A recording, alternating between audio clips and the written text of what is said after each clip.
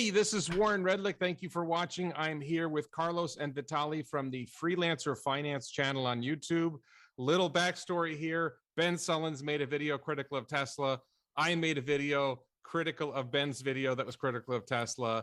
Carlos and Vitaly did a video judging me and Ben. And essentially, so we've gone really meta now. And now Carlos and Vitaly now are going to talk about their video, about my video, about Ben's video.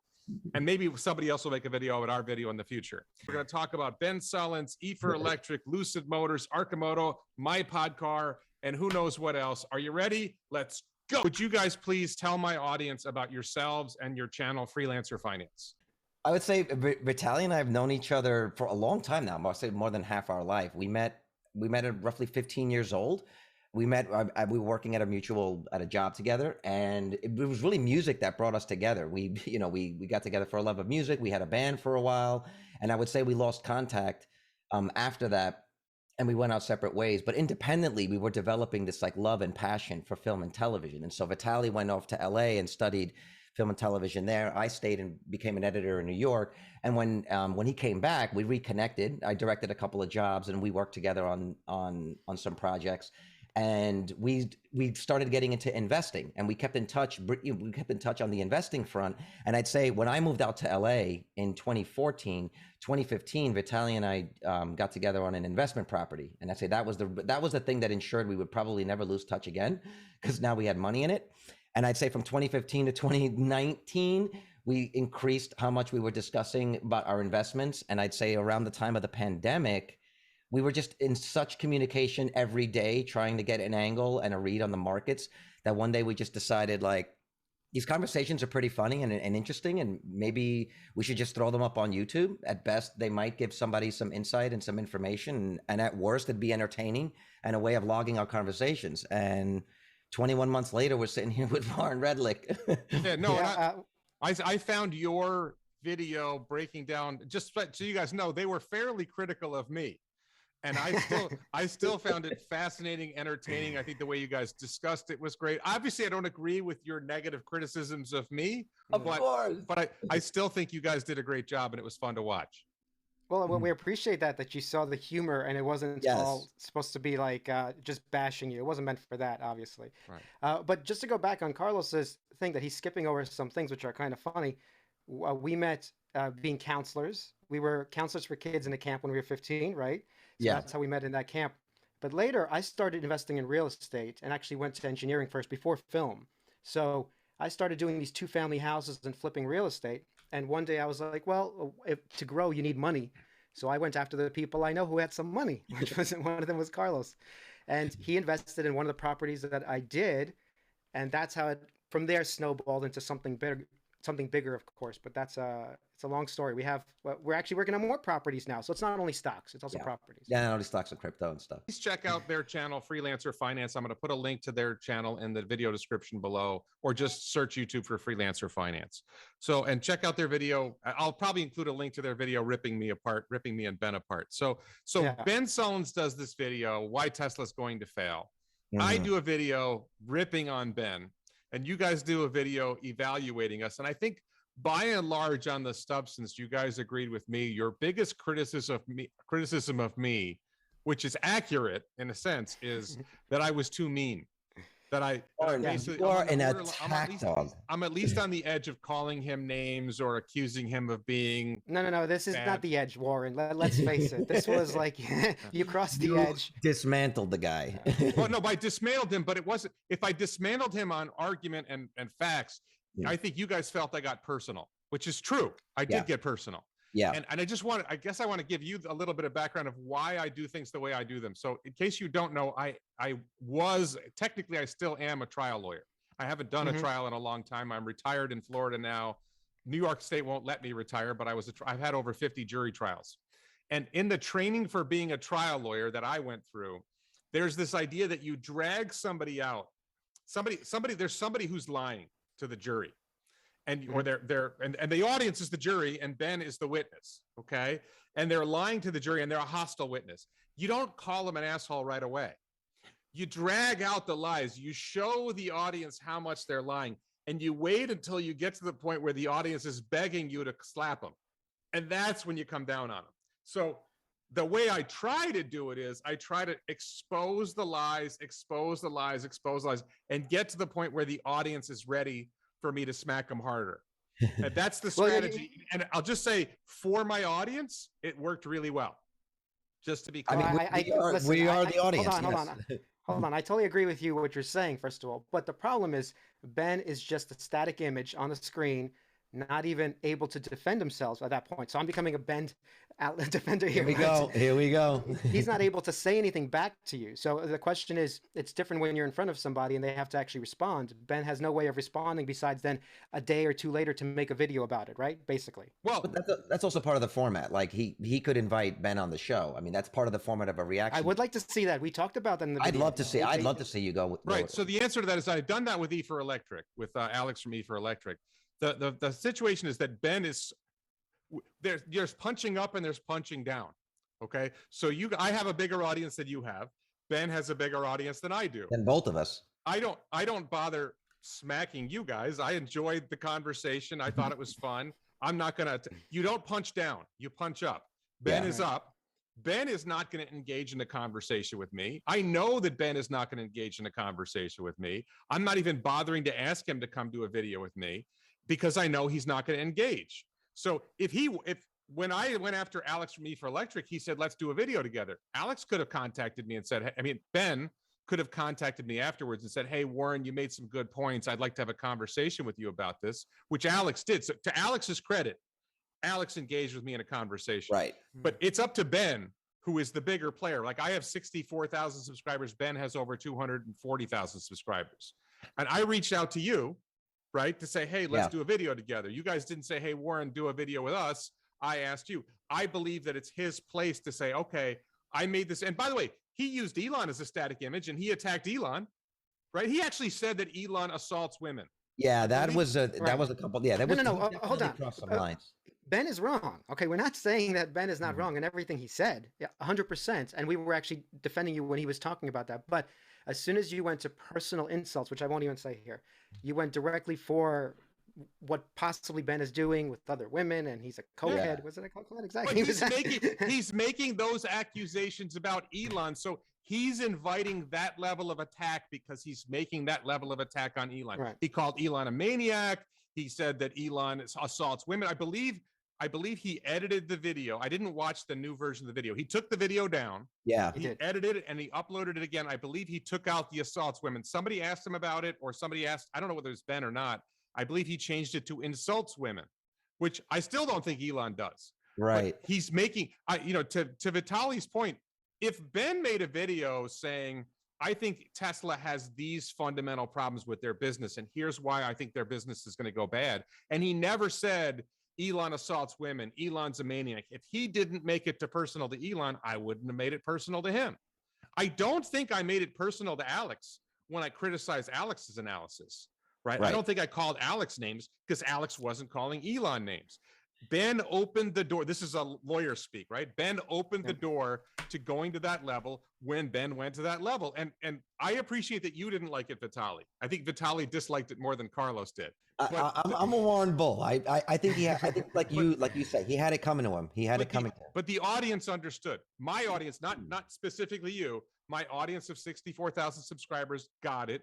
My audience grew. I added, 250 subscribers as a result of that video. I believe Ben lost 1,000 to 2,000 subscribers. Well, that's not cool. You got more subscribers. You got more subscribers in that one insult than we got in the whole year. So. Right. Well, no, but my channel typically grows about 1,000 subscribers a month, 1,500. As you grow, you grow faster. I mean, exponential, not on a percentage basis, but on an absolute basis. At a certain point, it starts to tail off. I've had moments where it tails. That's one of those things about being a YouTuber. You hit lulls and different things happen. But I made the video. My audience grew. I think it was largely legitimate. I understand that Vitaly didn't like the personal attacks, but I think the audience as a whole didn't mind that. So go ahead. The question is, though, for you personally, you've been an attorney, right? So you know that there is 60,000 out of one of those 60,000 is one lunatic, right? So what happens when someone escalates the fight further based on your words? So you've been an attorney. What happens there? That was my only thing, that as we build our channel, we don't want our thing to escalate to where people are infighting. Do you see what I'm saying? Well, so number one, I don't agree that that's a serious concern. I think that if there's somebody who doesn't like Ben Sullins, my video isn't going to turn them into a homicidal maniac. And you could take the same approach to Ben Sullins trashing Elon, and he has 4 times as many subscribers, and say, why is Ben inflaming people against Elon Musk, who's a much I don't think people are looking for me. I don't think people are looking for Ben. No one is out trying to track us down. But Elon has serious security risks, and he has a security team for it. So I think Ben, I don't know what happened to Ben. I've heard stories about what happened with Ben. Ben used to be pro-Tesla. Now he's clearly, and the comical thing, and you saw it, right? Ben will say, I'm a Tesla fan. I just don't like their products. I just don't like Elon. Well, you're a lawyer, and you know, when someone keeps telling you, I'm a good person, I'm this, I'm that, it's because they're trying to convince you of that than trying to state a fact. I just got to tell you, it's a side thing. When a client tells me, I'll ask a client a question when they go, well, to tell you the truth, and then they tell you something, I know they're lying. And the thing is, if you start off a sentence with, to tell you the truth, it's like, well, does that mean when you don't say that, you're lying to me? Like the whole, I have definitely had clients who lied to me. And I have definitely seen witnesses on the stand who lie. And Ben, to me, watching that video, because I don't watch a lot. I actually don't watch a lot of other YouTubers. I watch Limiting Factor. I watch Rob Maurer. I watch Dave Lee and a few other channels. And then I watch random stuff like basketball. I'm a basketball nut, so I watch JJ Redick's channel, for example. But so I don't really go out of my way to watch Ben Sullins. It's just I had probably at least 10 fans contact me, say, you've got to take apart this video, because I have a history of making these videos where I take down the videos. So I had people begging me to take this video down. It's the same thing with Thunderfoot. People asked me to take his videos down. What's this, Common Sense Skeptic? People asked me to take his videos down. That's something that happens when you, in fact, you guys should probably start looking for more videos, because your analysis was really good and your demeanor was really good. I think that would be a good angle for you guys. I read a quote somewhere that said something like, if you don't have any enemies, go make some. No, but it's just that you haven't entered. Number one, I think you guys are more diplomatic than I am, and your back and forth is an interesting way of covering a video. So I think that might be something we're seeing. So if you see a video that you think is, what did I just do? There was this channel where these guys are like value investors, and they the money, investor everything money or something like that. Everything money. And they did this video where they're talking about, and it's just so painful watching their video. And I think you guys should look for some of their videos, because they got a group of guys talking. So you two talking about those 3 guys would be kind of fun to. I think that could be a good angle for your channel if you wanted to try it. Because the video you did about me. The video you did about me and Ben was really good. I don't know how many people watched it. Did it get a lot of views? It's doing well. It did bring some people. Well, only definitely got people views, but only 1,000 views. But I think now with you pushing it, maybe we're going to 5,000 views on it. Yeah. Okay. The one thing that I want to say is, personally, I agree with your approach. I think you were justified, and I think your argument that he took it there is correct. To say, on a personal level, I agree with you, and I agree with your argument that if he took it there, you fight fire with fire, right? You didn't choose to go there. The thing for me, as we're growing the YouTube channel, is I'm feeling this responsibility to be the example of civil public discourse. As much as I want to go there sometimes and have it become like a rap battle where you go back and forth and try to get the biggest one-liner, I also feel like there's a responsibility, if we can't do it ourselves, especially when, like, look, our money's involved in this, so obviously we're all emotional, right? So if we can do it, we're all Tesla shareholders here. So all Tesla shareholders here. I just took my IRA. Personal story that my divorce was final. My IRA was finally split, where my ex got half of it, so I was finally free to do whatever I want with my IRA. And I sold almost everything else. I kept a couple of little things. I sold almost everything else and bought more Tesla stock at $741 a share yesterday, day before yesterday. And I'm really happy about that. Yeah, I did too. 700. So I am very, very heavily invested in Tesla. Other than equity in the house we'll be selling in a year and a half, I have, very little other assets. I mean, I have some cash, I have some money, I make money on my YouTube channel, whatever. I'm not It's, I do have other caches and other things. So like I think all of us are like mostly Tesla, maybe some Enphase, and for me, I'm heavy in crypto as well. But we're all really concentrated. Well, yeah, we're going to turn this video into an Enphase video. So guys, invest in Enphase. Warren. We'll be talking about Arcimoto later too. So is there anything else you guys wanted to talk about Ben Sullins, or do you want to move on to E4Electric? I just have one. In terms of Ben Sullins, I do. Go ahead. You go first. Go. The point that I wanted to make was, typically, I think your arguments are super sound. The one argument that you made that I really disagree with, and I felt like you were stretching, was when you tried to say that Tesla customer loyalty is somehow a defense for poor service.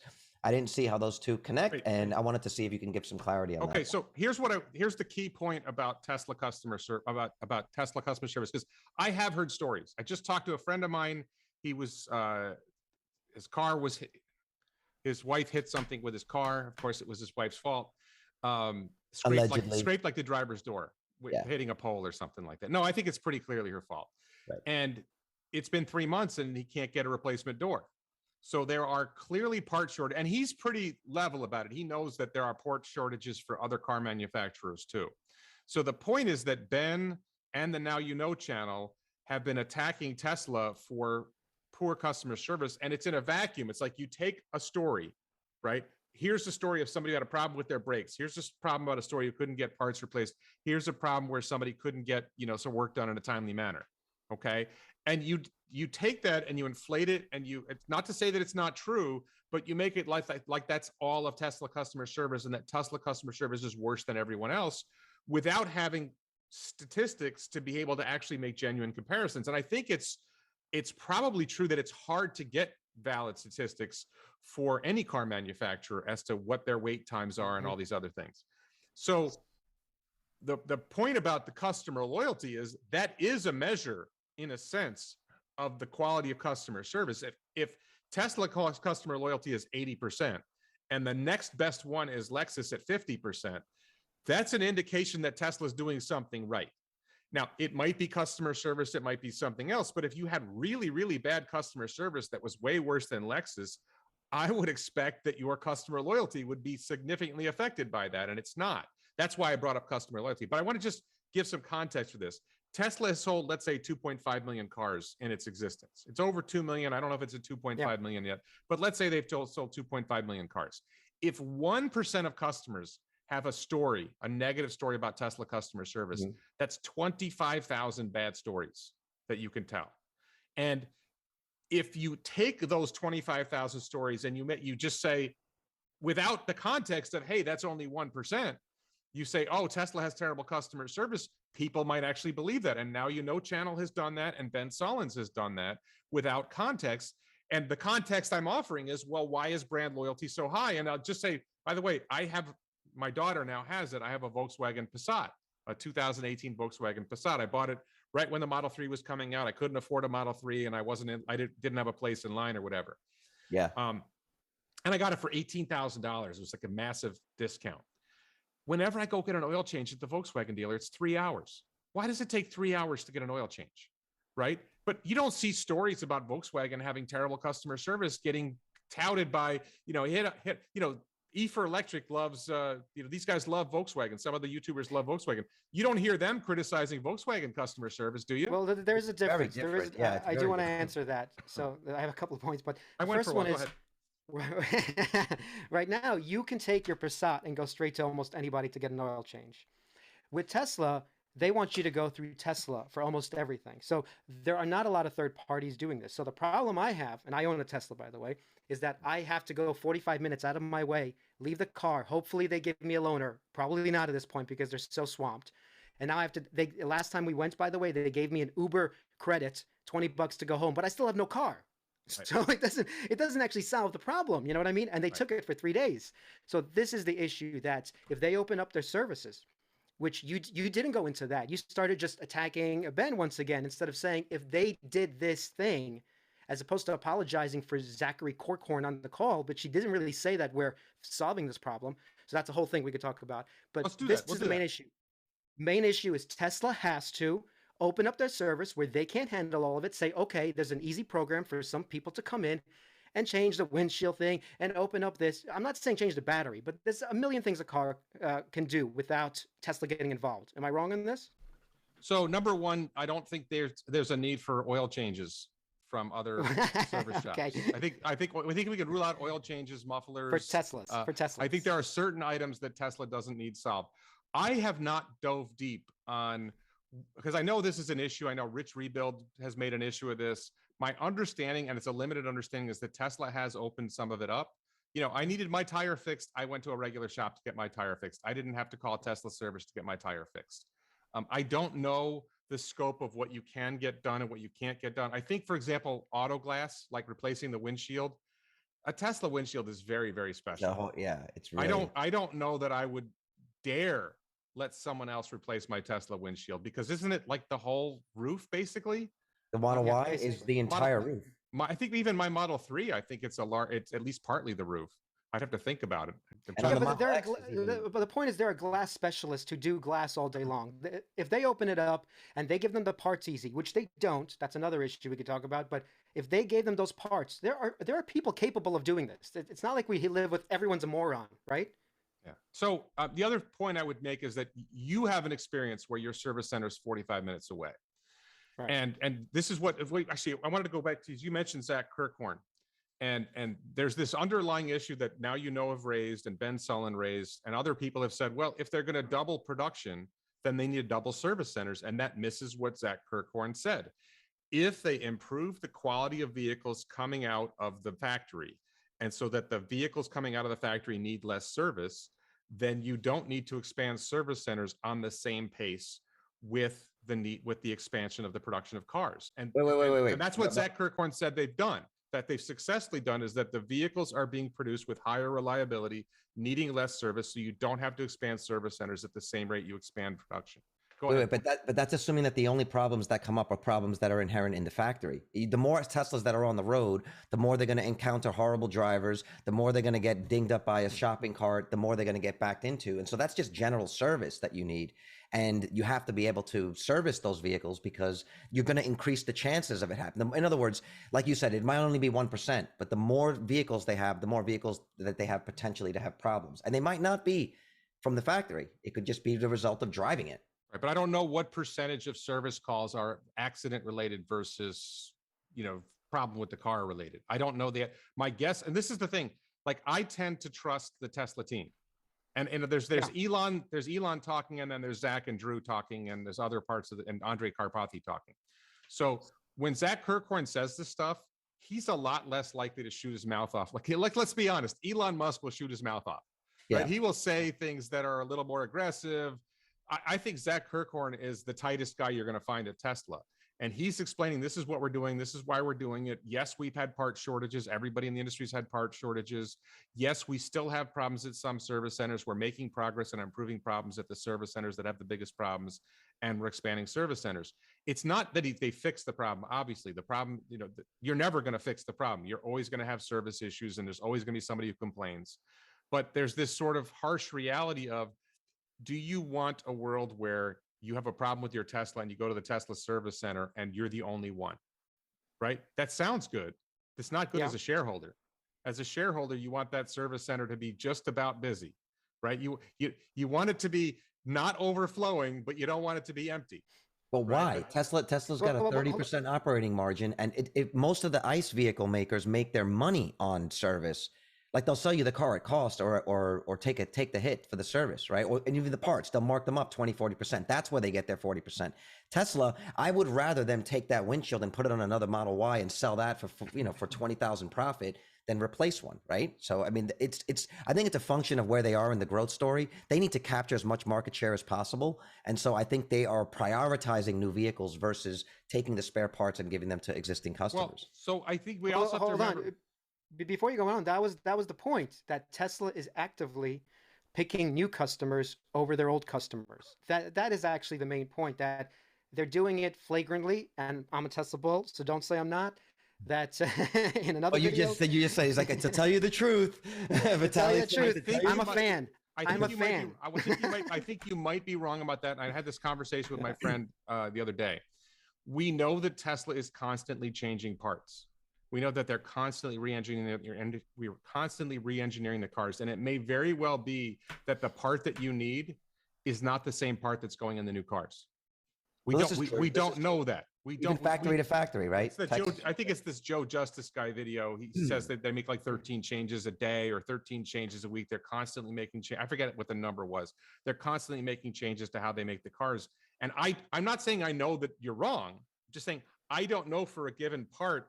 Is that part something that they still put in new cars, or is that a part from an old car and they've got to figure out how to make these? And that is a challenge. And they've got to look. We all want them to get better. But again, there's this other context question, which is how do they compare to other car makers? And the answer is that the other car makers do not get the same criticism that Tesla gets.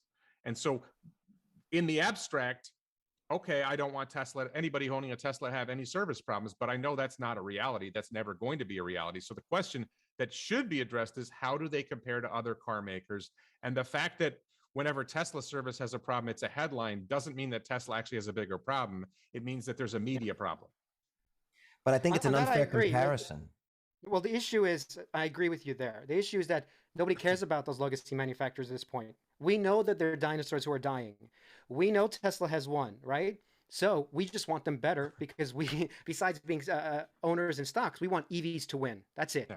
Right. And the more hits Tesla can take with this FUD, the worse it is for us as investors, but also just worse as an EV owner, Right. But you can't. But the whole point is that if you get it down, I'm not saying that they only have 1% problems, right? But if you manage to get it down to 1%, there will still be 25,000 bad stories and the media will still run bad stories against you. And what we don't need is Now You Know and Ben Sullins exaggerating the problem to their large audiences. That was my critique. And the thing is, with Now You Know, there's no question that Now You Know is pro-Tesla. Like with Ben Sullins, he's not pro-Tesla. Now You Know, in my opinion, is very clearly pro-Tesla. I just think this is the other thing that I think you guys probably didn't like that I said about Ben Sullins is I think I said something about he got a YouTube MBA. Yeah. I didn't have a problem with that. That was well. I feel we all have a YouTube MBA. Yeah, right. No, but this is I was very clear about this on my channel when I went on my video. I have gotten a certain level of fame. I've gotten a certain level of success because I have 64,000 subscribers. I make money making my videos. I've got 27,000 followers on Twitter.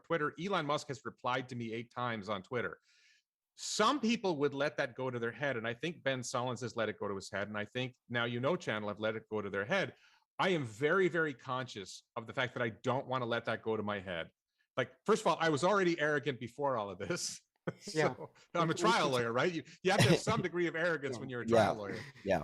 But you have to, I do not go around telling Elon Musk he doesn't know how to run his business.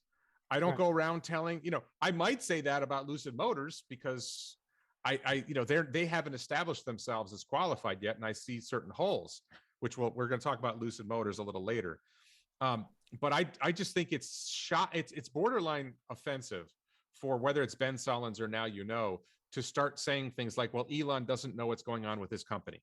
Like if you watch, I just published a video today. Well, for people who are watching this now, it was Saturday. I just published a video on Saturday where Elon did this interview with Lex Friedman. And there's this ridiculous level of depth that he goes into and talking about SpaceX and talking about if you saw the Starship presentation about the chamber melting on the rocket engines, his level of knowledge and depth on what his companies do and how they do it. And for Now You Know to say, well, Elon doesn't know what's going on with this company. Are you kidding? What makes you think you know better than Elon is just that's the hubris that comes with the YouTube MBA, right? You become successful on YouTube. You have all these people telling you, and look, I get it. I don't think you guys, your audience probably isn't as big as mine. I get people all the time saying, hey, that was great. You're wonderful. I get all these likes on my videos. My videos get like 96% thumbs up to thumbs down, right? You end up with a fan base that really loves what you say. And I appreciate it. But at the same time, I have to recognize, okay, that doesn't mean I'm right. Right? That doesn't mean I know more than Elon about his company. Yeah, it just means that those people agree with you. Yeah. But it's, but here's, go ahead. Here's the question to that. The YouTube MBA. Basically, Elon is not watching all of this. Well, no. We can agree on that, right? So he doesn't have time. I think what's going on is that Elon is concerned with the bigger projects like FSD. He's concerned with the robot. he's not watching the boots on the ground thing that's happening at the service centers and actually selling the cars, because he knows he doesn't even have enough to give enough people for this year. So he really knows this. So he's just trying to make better and more products. He has somebody else in charge who's not an Elon type character watching these other things, and that's what we're complaining about here, right? So when you say we don't have a right to say anything negative about this, we do have a right. Elon's probably not actually paying attention as closely as we think he is in this respect. Well, I think there's a distinction between saying something negative about the company and saying that you know better how to run the company. I don't think Warren's saying that we can't say anything negative about the company, but the arrogance of being able to say it's like what Elon said. And I think we discussed this on our Ben video. Elon's point about not taxing the rich is, why would you take capital from people who've proven that they can allocate capital correctly and give it to people that are irresponsible with it? It's the same thing. How are you going to tell a man who's been able to manage his time and create multiple successful companies that are trend setting in all of their industries, and then tell him how to use his time or what he knows to do? I agree with that point. Nobody can tell him what to do. Just on Vitaly's point, I would say that I'm pretty sure that Elon Musk watched the Q3 investor call where Zach Kirkhorn explained what they were doing about Tesla customer service. I'm pretty sure that Elon is, I mean, it's probably the biggest complaint about Tesla. I can't know what Elon's putting his time into. I'm pretty sure he's aware of the problem. I'm pretty sure that he's in touch with Zach Kirkhorn on a daily basis, or at least more than once a week basis. I think he knows what's going on. You know, there was this whole talk about how Tesla insurance, I don't remember if it was Elon talking about this or if it was Zach, that Tesla insurance allows them to find out more about what goes wrong with the cars. And then they're able to better engineer the cars to make them even less likely to have whatever problems you're concerned about. So I don't agree with you that Elon isn't paying attention to this problem. I think that's where the YouTube MBA comes in, is you get somebody like Ben Sullins, or now, and they start saying, well, Elon's not paying attention to this. We don't know what he's paying attention to. My sense is that it's amazing how much he's able to pay attention to. What was the guy's name? Garrett Reisman did an interview with, it was either Lex Friedman or Joe Rogan, and he was talking about the same thing about Elon's depth on so many different topics, whether it's material science. Oh, I saw that, where he's sane in a way everyone else is crazy. That was I think so. But I just think that, so I'd still come back to this, the hubris of a YouTuber to say Elon doesn't know what's going on in his company. No, I think that's, without knowing. In other words, if you had a conversation with Elon and he says, oh, I had no idea we had a problem with service. Okay. But I don't think that conversation has happened. Oh, yeah, I don't pay attention to service. I let Zach handle that. That's somebody else's problem. Elon doesn't strike me as that kind of guy. If there's ever been I don't know if there's ever been a bigger micromanager of his companies than Elon. That is a complaint. Bill Gates was known for being a pretty big micromanager too. Well, just go on Glassdoor. Glassdoor, you get the insider info, and you hear some of that stuff about Elon. Okay. So is there anything else you guys wanted to talk about with Ben Sullins, or should we move on to E for Electric and Alex? No, I think the final point on Ben, I just want to make that he's wrong in like 95% of his points. Even if he has one point that he's going to make that's correct, he kills it by just being completely lying. In fact, I don't even think he was he was literally lying about a lot of stuff. No. My only point was that you could have handled it in a more politically correct way, but your audience might not like that. That's the difference, right? Right. So the one thing I will give Ben credit for is and I didn't include this in my video because it was a strong point for Ben. So you do know how to edit. Okay, so there were these multiple clips of Elon saying in 2014, full self-driving is going to be ready next year. Yeah. 2015, like he had multiple clips. We included that, by the way. We did. We included that. He's going to be ready next year. I mean, it is true that Elon has overpromised and undelivered on timing on FSD. And I still believe him that it's going to be ready next year. Not this year. He said by the end of this year. Oh, yeah, I mean, I did the video I published Saturday. Elon said it. And because I drive FSD beta now, because I just did this deep dive, because I just really quick, I'm just going to preview what I think is the essential thing about what's going on with FSD version 11 and what's coming after that is there's this process where light comes in the cameras, or photons come in the cameras. And there's this process from the light entering the cameras to the car turning left, right, slowing down, speeding up, whatever. And what Elon describes is how when the photons enter the cameras, they then construct what he calls a vector space, which I would say a model of the world. Could call it Yes. a 3D model of the world. AI Day, he demoed that. They talked about that. So you're creating this model of the world, or this vector space, and they're making some really big changes in version 11. So they're going to stop. There's this part of the camera that processes the photons coming in and converts that into a video or a still image or video image. And that takes 13, that makes the car 13, that process makes it 13 milliseconds slower. So they're skipping over that, and they're taking the raw photon counts, which provides more information and is processed quicker. So that's going to be a significant change in FSD. And, you know, he talked about this declining intervention rate in the interview with Lex Friedman. Mm-hmm. I just see this as being a big jump. And what we know is you feel like you're almost there, and then you find out there's another problem. And I can't say that that won't happen, but I feel like after all these years, and this is the other big thing. One of my big things about Elon Musk is when he says something and the rest of his team is quiet about it, it might just be Elon talking. But when the rest of the team is on board with it, then I'm more likely to buy it. And Andrei Karpathy's on board with it. Ashok's on board with it. Zach Kirkhorn said he drives FSD beta every day. I think the team, and they're planning ahead for FSD revenue growing dramatically. And so I think the team is finally on board with, yeah, this is coming soon. Now it's still Elon time, end of this year. I still think there's a shot, but sometime in 2023, I'm very confidently safer than human. I do have one question about this, because your big bull thesis is FSD, of course. Yeah, this might be this is a good segue. Sure. Well, I just want to hear what happens. I don't know if anyone's asked you this, but what happens if there's no robots, there's no FSD, okay? Everything else Elon is talking about, he just has a successful car company. What happens to the stock? What happens to the company? You tell me. Sure. So I see, number one, no FSD. It's not hard to see Tesla reaching 20 million cars produced in 2030, 20 million cars sold in 2030. Yeah. If you do the math on 20 million cars sold, give it an average selling price of $30,000 or $40,000. I think average selling price of a car in the United States is over $40,000 right now. So let's call it $50,000 because it gives you a nice round number. If you do the math on how much revenue that is, you start to figure out that Tesla makes an insane amount of money. So my valuation, I don't have the numbers in front of me, but my valuations on car sales alone. Well, no, sorry. I don't know if you guys have seen my battery revenue model.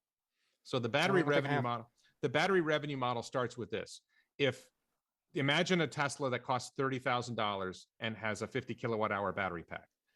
I use this for a reason, but technically speaking, it's really a $40,000 car with a 60 kilowatt hour battery pack, but the numbers are easier to work with. It's trivial a difference with a $30,000 car and a 50 kilowatt hour pack. What ends up happening is you get revenue of $600 per kilowatt hour. And if you translate that out to gigawatt hours, right, you get $600 million a gigawatt hour. Okay. And then you say, okay, how many batteries will Tesla produce and buy from suppliers in 2030? Well, they announced a target of 6 terawatt hours or 6,000 gigawatt hours in 2030. So let's suppose they only achieve half of that and they do 3 terawatt hours at 500. And say they're not getting $600 a kilowatt hour, it falls off and they only get $500 a kilowatt hour. You basically find out they're a $16 trillion company based on the revenue from making 3 terawatt hours worth of products in 2030. So is that with a multiple? What multiple are you giving them at that point? I think that's a price to sales multiple of 5. Okay. That's you don't think by 2030 it'll match? Let's say the FSD never happens once again. Yeah. We're going to that model. It's just a car company. 2030, a lot of cars. Wouldn't the price of sales drop to like a Ford and be 1 or under? Not if they're still growing. No, but you know, so you're assuming. This is what I'm saying. You're assuming 2030 they're going to grow again to 2040, and they're going to. But they're already announcing new factories. So I think their price to sales. At some point, there's not enough cars in the world that need to be fulfilled, right? So I'm saying FSD fails, the robot fails. All we have is the car business. Sure. 2030, that means price of sales drops like a rock. That's what that means to me. I'm not saying this will happen. I'm just giving you like the bear case here. Okay. No. I think there's multiple ways of looking at it. You can look at it from a profit basis and do a price earnings ratio. And basically the numbers I come up with, like, keep in mind, I just said a $16 trillion market cap or $16,000 a share. Knock my numbers in half. You're still at $8,000 a share. I just bought it at $741 a share. Right. It's over 10x. I'm not going to lose sleep if it only makes it to $5,000 a share in 2030. No, right? None of us will. But we do want to know that bear case. Right. So, no, that is the bear case. The Right, without FSD, without FSD. No, you take away FSD. At a price of sales of 1. Well, no, but then I think you might start looking at price earnings ratio at that point. And the price earnings ratio, you look at the profits, are they going to make margin of 20% a car, 30% a car? I think this is one of the things that people miss is their strength in manufacturing, that they're improving their manufacturing, that they're going to single piece front and rear castings and structural pack. They're making their own battery cells.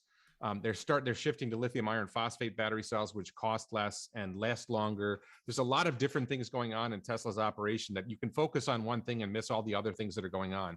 By the way, the reason why FSD is such a game changer isn't because they solve it first, which is probably going to happen anyway. It's that they can deliver robo-taxi rides at much lower cost than anyone else. Okay, so if you picture Waymo solves full self-driving and they already have robo-taxi service, right? But they lose money on it, right? Their cost per mile of providing a robo-taxi ride is like $5 a mile, which is twice the cost that Uber faces for doing robo-taxi miles. For doing rideshare miles. Yeah. Tesla, if they get to FSD, they're going to be able to deliver rides for 25 cents a mile. Their cost ultimately, it'll probably be more like $1 initially. No, the price they sell it at will be $1 a mile, but the cost per mile to the owner of the vehicle, let's suppose Tesla builds its own robo-taxis. Their cost per mile of operating their robo-taxis is like 15 cents a mile. So they'll be able to sell rides for 25, 30, 50 cents a mile, something like that, undercutting the cost of ownership for the rest of us, right? The average American spends 70 cents a mile on their car. They're gonna basically get to the point where they're selling robo-taxi rides nobody else has a plan for selling robo-taxi rides for less than 70 cents a mile, even less than $1 a mile, even less than $2 a mile. That's the big distinction, is their manufacturing, their ability to deliver this service at such a low cost. That's what I think a lot of people miss. Well, I wanted to go back to one of your previous points, when you were making about the battery revenue model, because a potential flaw that I see in that is assuming that Tesla's efficiency does not change till 2030. So for example, right now, the Model Y I have is a 75 kilowatt hour pack. With more efficiencies, they could get the same range and or performance out of a 50 kilowatt hour pack. And so they're making more money. Or even like the $25,000 vehicle, they could probably get the same amount of range if it's a 2. Well, that's not happening anymore. 50 kilowatt. That's not it's even not happening soon. Now. Not now. The $25,000 vehicle is not a vehicle that's going to be made for sale to consumers. That's the robo-taxi. I agree. I agree. That's going straight into the robo-taxi network. I agree. But my point is that they are able to pull some levers in the manufacturing process that could get them more out of those same kilowatt hours. This is what I think is ultimately going to create. This is what I think we're going to see in the middle of in the biggest peak of the S curve. Is like now you have a Hummer that's driving around with double stacked battery packs to achieve a 300-mile range. And when, say, a Cybertruck comes out with a 500-mile range, right? There's nothing GM can do. You can't continue to add more batteries because now you're in the rocket equation. And that is where I think Tesla's going to win, because they're going to be able to, the specs on their vehicles will just be something that's not possible without massive engineering. And so if they get the efficiency down to the point where these vehicles are so efficient that they can put smaller battery packs in, they can actually make more vehicles with the same number of batteries. And it's a bigger multiplier.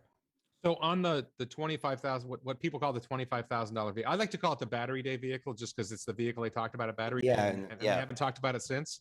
That vehicle, my guess, will be more efficient. But right now, I think the best Teslas are achieving about 4 miles per kilowatt hour, and they've been improving their efficiency a lot. And maybe they'll get to 5. I don't think they're going to get to much more than 5 miles a kilowatt hour unless there's some big change coming, we'll see what happens with structural battery pack, 4680 cells. Maybe it'll get them to 6. They're not getting to 10 miles a kilowatt hour on the current vehicles that they're making, the Model 3, the Model Y. It may be that with the battery day vehicle, they got some increased efficiencies, but I think, again, it's not about miles per kilowatt hour in that context. It's actually about getting the cost of production down, getting the volume of manufacturing up so you can make a lot more of them. And if you make a lot more of them and you make them to greater scale, then your cost of manufacturing per unit goes down. I think that's a lot of what's going on. And the lithium iron phosphate cells that they're planning on using in the battery day vehicle will not lead to higher miles per kilowatt hour, because the lithium iron phosphate batteries are heavier than the nickel cells. So I don't think we're going to see massive changes in efficiency in terms of miles per kilowatt hour in the even the medium term future. We'll see some gains, but not a lot. So I don't know if but to your point, it's dollars per kilowatt hour. And I already discounted from $600 a kilowatt hour to $500 a kilowatt hour to get to my $16 trillion market cap. In my model, you should go to 300. Okay, then you've got drop the price to sales to 1. Then it's but if you go to price earnings at that point, you give them a price earnings ratio of 20, right? You're still talking about an $8,000 share price in 2030. You really, your bear case has to be insanely bad. Like, no one wants mega packs. No one wants power walls. Nobody wants solar. Oh yeah. Well, we're not even talking about the energy part. First of all, I agree with you. The energy part is, like Elon says, it's probably bigger than the car business. But I just want to know, for me, when I invest in anything, especially at 700 a share, 1,000 a share, what is the return, right? So in my bear case, the return is minimum 3x. This is something where I think you and I, Warren, are minimum in agreement. 3x. Right. This is something I think you and I are in agreement, and Vitaly and I go back and forth on this all the time. I don't think he believes or sees what FSD really is. And I think that I believe it. I just don't think it's happening as soon as everybody else on the internet wants it to happen. Let's go with this. When do you think it might happen, Vitaly? I think 2030 is a logical thing. 2030, 2029, 2028. He's thinking 20. This to me is like Toyota saying, or GM saying, we're gonna have half of our vehicles to be electric by 2035. I'm like, it's gone by then. The reason I say that, by the way, I remember the beginning of the podcast. I'm an engineer. I haven't built cars. Don't get me wrong, but I've built different things, and I've worked in robotics too. And I went to grad school for computer science and robotics, and I currently am in computer science. So I'm not trying to throw out degrees here, but these things are incredibly hard. And everybody on the internet is discounting how hard it actually is. Even Elon, because he wants it to happen so bad. And we do too, but his timing might not work out exactly the way we're trying to invest. And 2027, 2028 is when these things will start to come to fruition, I think. Have either of you guys driven FSD beta? Yeah. Yeah. Okay. Autopilot, only autopilot. And I have autopilot in the car, but I did test drives with the FSD beta. This is my point. Look where it is now. And you're saying that in 10 years, even forget Tesla, even companies that are dedicated. It's a march of nines. It's a march of nines, and Elon has said as much, by the way. I get it. But what I'm saying is, even if we take Tesla out of the equation, you don't think anyone else is going to be able to solve FSD? I think if you give any companies a startup right now 10 years, they'll solve it faster. And you have Tesla that already has vehicles on the road. I just don't see what you think we're going to be doing for 10 years. People are still going to be driving around with autopilot disengagements for 10 years.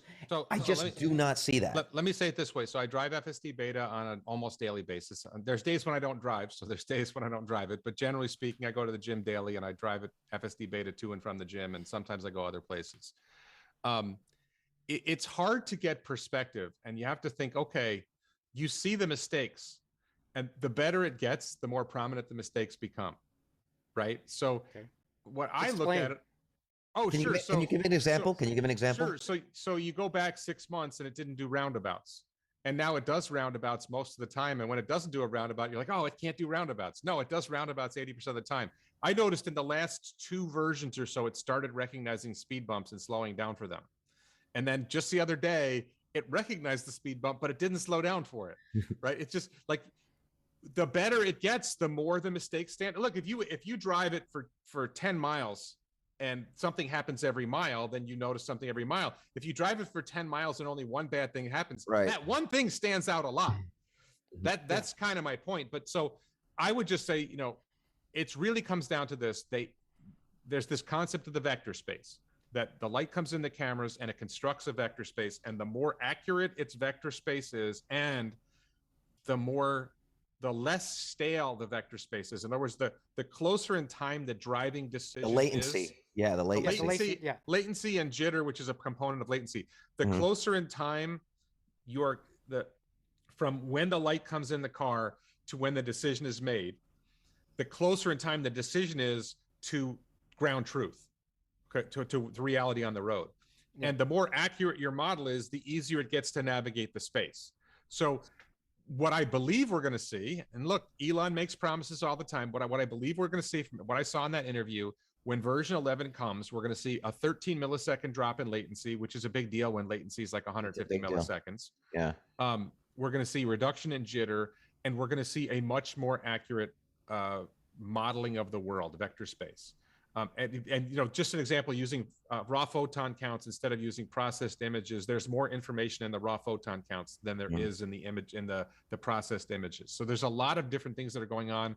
They keep improving a lot. It's one of those things where It's possible. And by the way, just on Vitaly's side of this, James Dauma, I think, has said it could be next year, it could be 5 years. We don't know what it's going to take to get over the hurdle.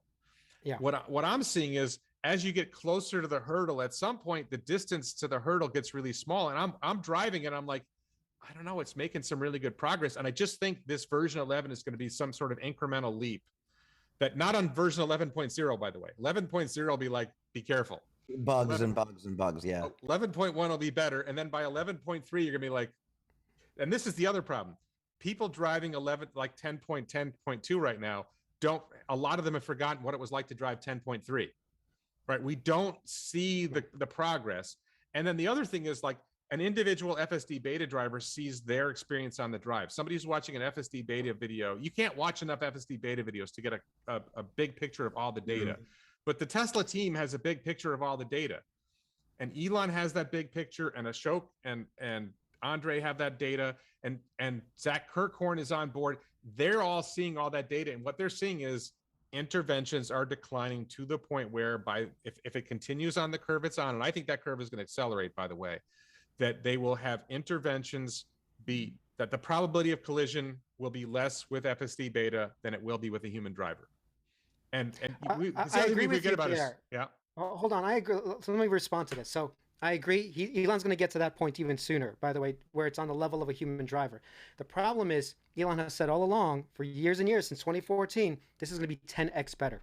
Yep. So until he shows the regulatory bodies and the governments that this is actually significantly better, I don't think this will be approved. Even if he has solved it, quote unquote, like we're talking about, I can buy into that, but I can't buy into everybody else saying, okay, sure, put this on the road, even though it's 1-to-1. I don't think that's going to happen that way. Just to be clear, he's saying on current hardware, he's expecting 2x to 3x better than human. Yeah. And then the next generation hardware, which comes out on Cybertruck, he thinks they'll get to 10x or better human. And by 10x, what we mean is, so it's like 2x would mean the probability of injury is half of what it is with an average human driver, and 3x would be the probability is 1/3 of the probability of injury. I actually think it's better than that. I think that most people don't realize this, and I think I'm roughly accurate in this. Something like 10% of drivers are the worst drivers and they cause 90% of the accidents, or maybe it's 20% of the drivers are the worst drivers and they cause 80% of the accidents. So if it just gets up to average human, then the probability of collision goes down a tremendous amount. Significantly. And then if in my dreams, the robo-taxi network is most attractive to the people who spend the most on driving. And hopefully the worst drivers have the highest cost of driving because their insurance rates are higher, they have bad credit. If those are the first drivers to stop driving, then the roads get safer a lot quicker. All right, so but that's anything else you guys wanted to say on FSD? Well, I just do have a point. I do have a counterpoint to this idea that it's going to take 10 years. I think what maybe people 7.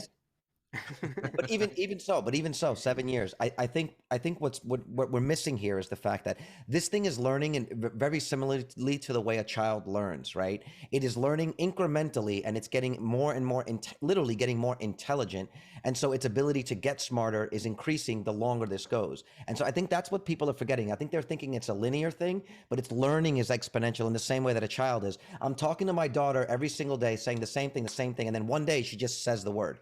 And that's it. It just clicks. And that's what I think is a metaphor for how self-driving is going to learn. And if you have a child for 10 years, it's just going to be smarter, way smarter in 10 years than it was as a baby. Yeah. I'm going to answer this now as an engineer. You don't know, both of you, no offense, yes, don't know how actually neural networks work. And if I actually went into how it works, it's literally math and different weights that make up this whole thing. There is no intelligence like you think there is general AI. It's not there. It's dot products. It's dot products. It's all additions, all sums, okay? And then an answer gets to put at the end. And that answer could be, we as humans, we see, oh, that's a human over there. And the answer at the end of this AI could be like, oh, that's a tree, okay? Or that's nothing, and I can hit it. So the way you're saying it works, it doesn't work that way. It is not a child learning, and this is what I get into when I go back into the engineering mindset. That you guys are talking a little bit out of your butt. I'm going to say no. I would say differently. So there's two different parts of the machine learning. Okay, there's the car driving, and it's using an inference chip, and it's basically just applying its training. And whatever the car itself does not learn. The car drives down the road, light comes in the cameras, it reacts to the cameras based on training that came from the training computer in the home office. The training computer in the home office, that's a whole different ball of wax. And I'm going to tell you right now, I don't really understand the training process. The training process, basically, it absorbs a whole bunch of information and it uses that, you know, a whole bunch of video clips or whatever, you know, situations. It tries to identify, okay, this is how we can train the system to respond better to that set of circumstances. And people will, I don't know if you've ever seen, there's this one video I saw where the car was driving down the road and it was supposed to make a right turn, but there was this quick right turn right before the actual right turn. And the first 2 times he goes down the road, it makes the early right turn instead of the correct right turn. And the third time he goes down the road, he gets it right. He says, aha, the car learned. No, the car didn't learn. It just saw different photons. I did see that. It saw different photons the third time. That's all. You know, every time it sees different photons and it has a different reaction, it's just training. So the car itself is not learning, but there's training going on at the home office. Their training computers are getting better. I think Dojo is going to come online and it's going to improve the training further. Although at the same time, I've heard that NVIDIA's computers that are the current training computers are actually getting better fast as well. So there's a lot of good stuff. There's competition between the GPU cluster and the... Right. And I don't know if Vitaly, if you can say what you know about how the training computers work. I think you're probably going to agree with me. I'm right about how the inference chip works, right? That the light comes in. I don't know what exactly they're doing with Dojo, but I just assume it's processing more data. So it can take all these images and process them faster because you can't do it on the car. There's not enough processing power to do it on the car. So it's training the neural nets, basically. Who's the Duran? What's his name? That AI guy that we keep talking about? Andre Karpathy and Ashok. No, the one on YouTube. The one always goes on YouTube. What's his name? Oh, James Dalma. James Dalma. He's definitely much more versed in this. I don't build a lot of neural nets, even though I did a little bit. But my point is that everybody thinks that the computer is learning. I just want to make it clear it's not learning anything, okay? It's humans interpreting and tagging data at the end of the day, like saying, okay, these are trees. When you pass when you pass the images in, this is what's classified as a tree. Remember that. This is what's a human. This is what it looks like. Here's a bunch of images. This is what a human's going to look like. And then the weights, when the images are processed, try to determine exactly what that is. But unlike your daughter, which is growing and at 16 will fully understand what a human is, this is never going to understand what a human is until we have general AI. I'm not implying that the software will understand what a human is. What I'm saying is, okay, on AI Day, Elon demoed. Sound like a bear, but I think this is going to happen. No. But this I think is a great example. On AI Day, he was showing how if a bunch of Tesla cars pass through an intersection, every time they pass, they scan and get more information on the same area. When another car comes by and drives past that intersection for the first time, never having been there, it has the benefit of all the other passes. It has a much clearer 3D model of that intersection than it would have if it came there for the first time. That is something that that software will never have to learn again. It's mapping it in a 3D space in a way that the other cars have benefit. I didn't interpret that way. I don't think that's actually what's happening. I think that's coming in like version 12, because this is actually one of my biggest criticisms of FSD is that the nav isn't that good. Like the nav is better than me, by the way. I have actually. When you say the nav, you mean the actual like navigation software, like Waze? The navigation software that it uses, whatever. I thought it used Open Maps. The navigation software that it uses, there's collision between nav and FSD. So, for example, I told this story on my video for Saturday. I'm driving south on this road called Turtle Creek Road, and I'm crossing Sample Road. And as soon as I cross Sample, about 100, 200 feet later, I need to make a left turn. And there's 2 straight lanes. There's a left turn lane. There's a right turn lane. And then on the other side of the intersection, there's 2 straight lanes and a right turn lane to go into a school. So what the car should do is it should be in the left straight lane and go into the left straight lane. Nav knows that, and Nav tells it to do that. But as it approaches the intersection, in this case, it's the FSD that's screwing up. FSD looks at the other side of the intersection, and you can see some flicker. There's this tether. There's this blue thing that's blue tentacle or tether that sticks out, and it's trying to decide what lane it's going into, and it's all over the place. And it used to be 2 versions ago, it would actually make a left turn from the left straight lane rather than go straight. It would sort of like maybe try to go to the right lane and then just like it's got some sort of mental block that it thinks the left straight lane isn't a lane. Right. And so in version 10.10, it finally. It's still so as it approaches the intersection, it tries to make a right lane change to be in the right straight lane, which it shouldn't do. So sometimes I let it make that lane change and sometimes I stop it. And now in 10.10, if I force it to stay in the left lane, it actually goes straight across. And sometimes it sort of makes a a brief hint to the right lane and then changes back. The last couple times I've done it, it goes straight across. And the problem is that it's not perceiving the other side of the intersection well. Now, another example of this, on the other side of this, the nav problem, when I drive to my ex-wife's house, where my daughter lives, there's this route that I take, and it used to have it takes you through this one gate.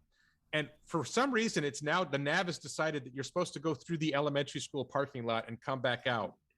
It's like, it's just got these weird nav results. The navigation is the actual path it's telling you is to go through the parking lot? To enter the school parking lot, go around the loop, and then come back out and make a left turn on the same road you were just on.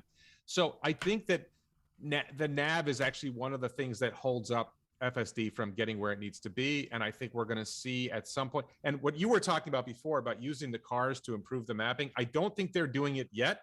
I think that was a specific issue. They were using that to do something better, but I don't think it was to improve. I don't think the next car coming down the road gets the information from the car that went before. The car won't, but the network should. I mean, at least in the demo, he showed one car passes in one direction and scans a certain area. The next car comes and starts to fill it in. And over time, the network will understand the full 360 of that intersection, barring no changes. A new vehicle that sees it for the first time will have the benefit of knowing where the objects and the turn signals. I remember that bit. I don't think it was about that, but I'm going to watch it again. But I do think they have to get to the point where they use the car, because you can imagine when there's 20 million Teslas on the road that are all potentially mapping the area, that they could at the end of every day or, you know, every hour upload whatever relevant, you know, hey, there was a difference between what I saw and what the map showed, and start having daily updates of the maps or even hourly updates of the maps coming down from the home office. I think that could be an improvement that's coming in the future. Anyway, all right, so we've talked way too much about FSD. Did you want to talk about E for Electric? Yeah, let's talk about it briefly, because I actually covered it in another video recently. And he also went completely off the rails and started talking. I'm going to even discuss a couple of things, but did you watch his video, by the way? I don't know if you saw it. I don't know. When was this? This was like last week. Like two days. I did not see it. Oh, well, that's a shame. But he also started going into all the negatives. Like, for example, I think in Korea, was it in South Korea, that basically they said you're not refunding $100 deposits for a $60,000 car. So he starts going into this lunacy almost. And even I had to have a warning moment in my video. When you say they're not refunding, what was his take on the fact that they're not refunding the $100? Well, they're being sued by the government or whatever bodies representing it. And they want Elon or Tesla, not Elon personally, but to refund the $100, $250 deposits that people are putting down if they're not getting their vehicles at a certain point. So, which I don't know if that's unreasonable, but it's just the way he's framing it. Like, this is a big thing that this company's getting sued. Like, every company gets sued, right? GM gets sued. So nobody talks about that, of course. Like, back to your point, it's all about Tesla getting all this negative publicity. I mean, yes, we can say that, but it's also because they're so big and so powerful, and that we know they're better than everybody at this point. So, well, are you guys familiar with Jack Ricard? And now you know did a great video about this. There's this idea that there are these very, very large interests, like the oil industry and the internal combustion engine industry and the unions. There's all these interests that lose a lot of money if Tesla succeeds. Yeah. Right. And Jack Ricard's take on it was, and I think now you know said this as well, if they can slow the introduction of electric vehicles by 6 months, the transition from gasoline vehicles to electric vehicles by 6 months, then the oil industry collectively makes like $1 trillion of extra money. I did see that, yeah. So they would spend tens of billions of dollars or even $100 billion if they thought that could slow the transition to electric vehicles. And Tesla being the company that is pushing the hardest at the transition to electric vehicles, they become the target of the special interests that want to slow the transition to electric vehicles. And I think that Ben Sullins has signed on for that, and Alex from E for Electric has signed on for that. And whether it's intentional or not, you know, promote EVs that aren't really successful, that aren't really going to go anywhere. I don't know if you saw that the VW ID4, I just heard the story. I don't know if it's true. I heard that they had to stop production in Germany because Ukraine is part of their supply chain. There's some companies in Ukraine that are part of their supply chain. I didn't hear this. I'm not saying, I just heard it. You know, I just think, but you don't get a lot of news about that story because, and no one else is scaling production of EVs except maybe Neo Motors in China. No one else is really scaling production of EVs to the point of making a difference. Maybe BYD, BYD as well. Yeah. But out, you know, Ford's plans, General Motors plans, Volkswagen's plans, nobody really has a plan to scale EV production the way they need to, like Tesla is doing. Like, did you guys hear the story about Shanghai Giga getting a big expansion? And I think they may produce 2 days after he said we have no plans to build, literally 2 days, he was like, we have no plans for a second factory. No new locations. No new locations. Yeah. No new locations. This isn't a new location. It's the same location. No. So by my math, Shanghai's going to produce 2 million vehicles in 2024, right? I think that Tesla, this is about your bear case question. I think Tesla might deliver 6 million vehicles in 2024. All right. Let's see if that's wait, but that's assuming Berlin's up and running, no problems. Well, wait, hold on. It's 1.5 million this year, approximately, to 2 million. 1.5. I think you said 2 million somewhere, but 1.8, sure, whatever. So then you 50% of that is another 750 to 2.25.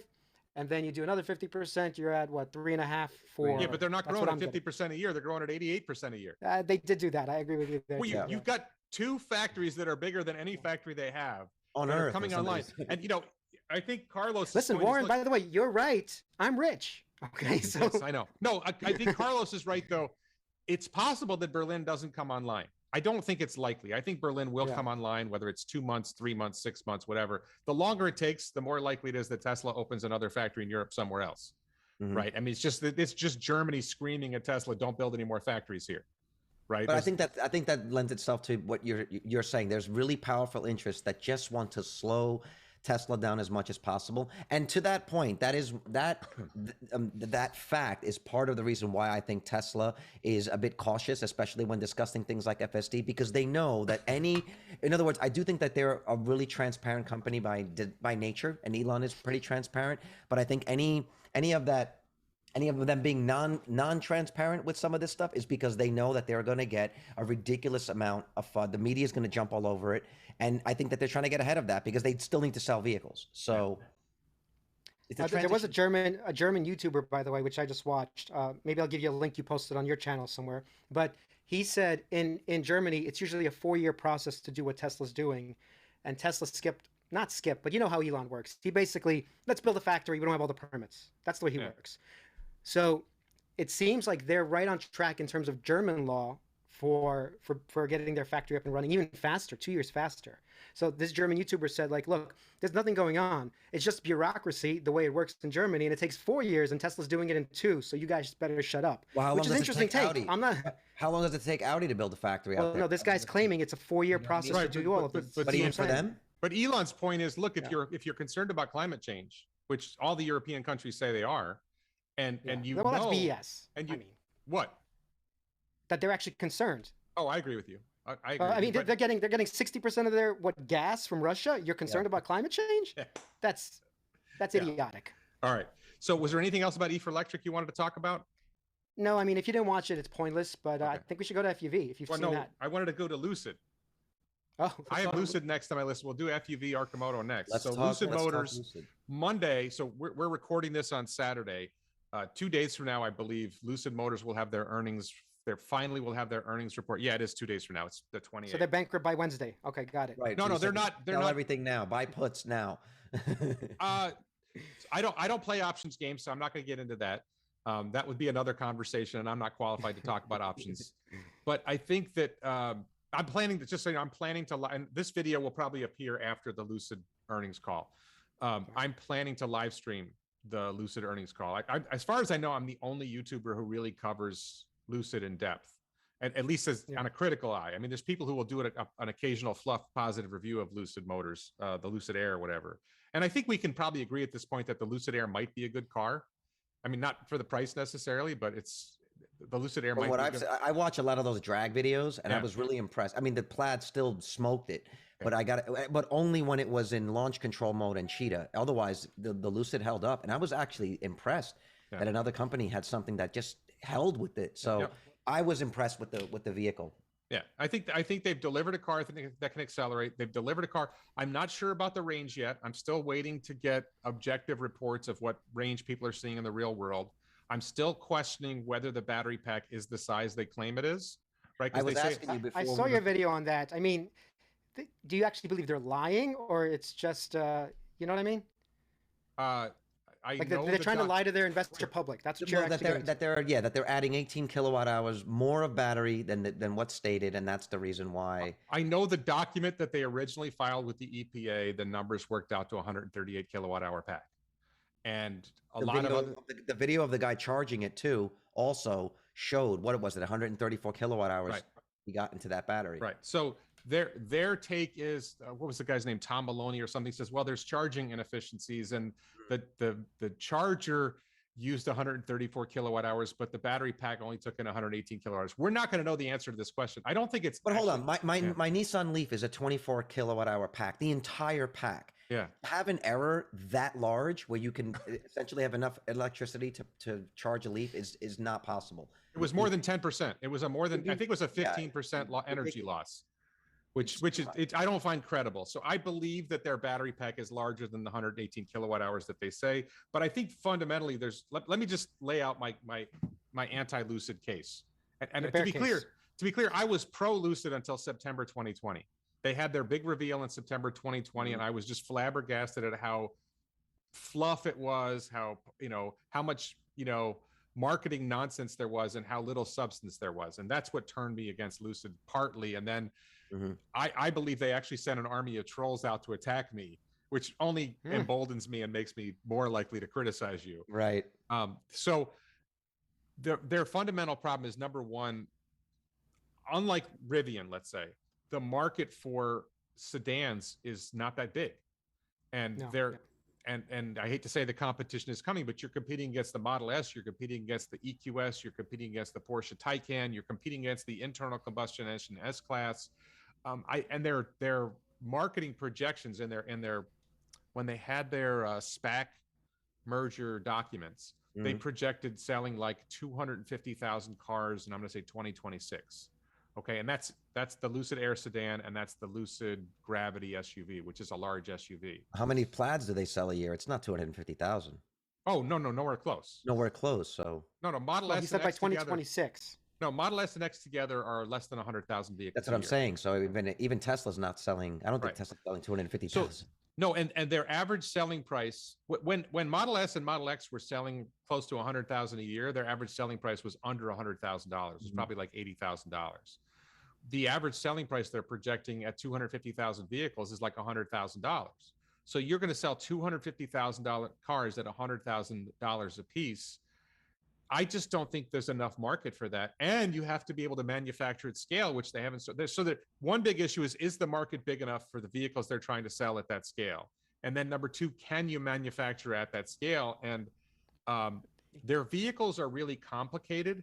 So one of the big advantages Tesla has now is they figured out we need to simplify the vehicle so we can manufacture them at scale.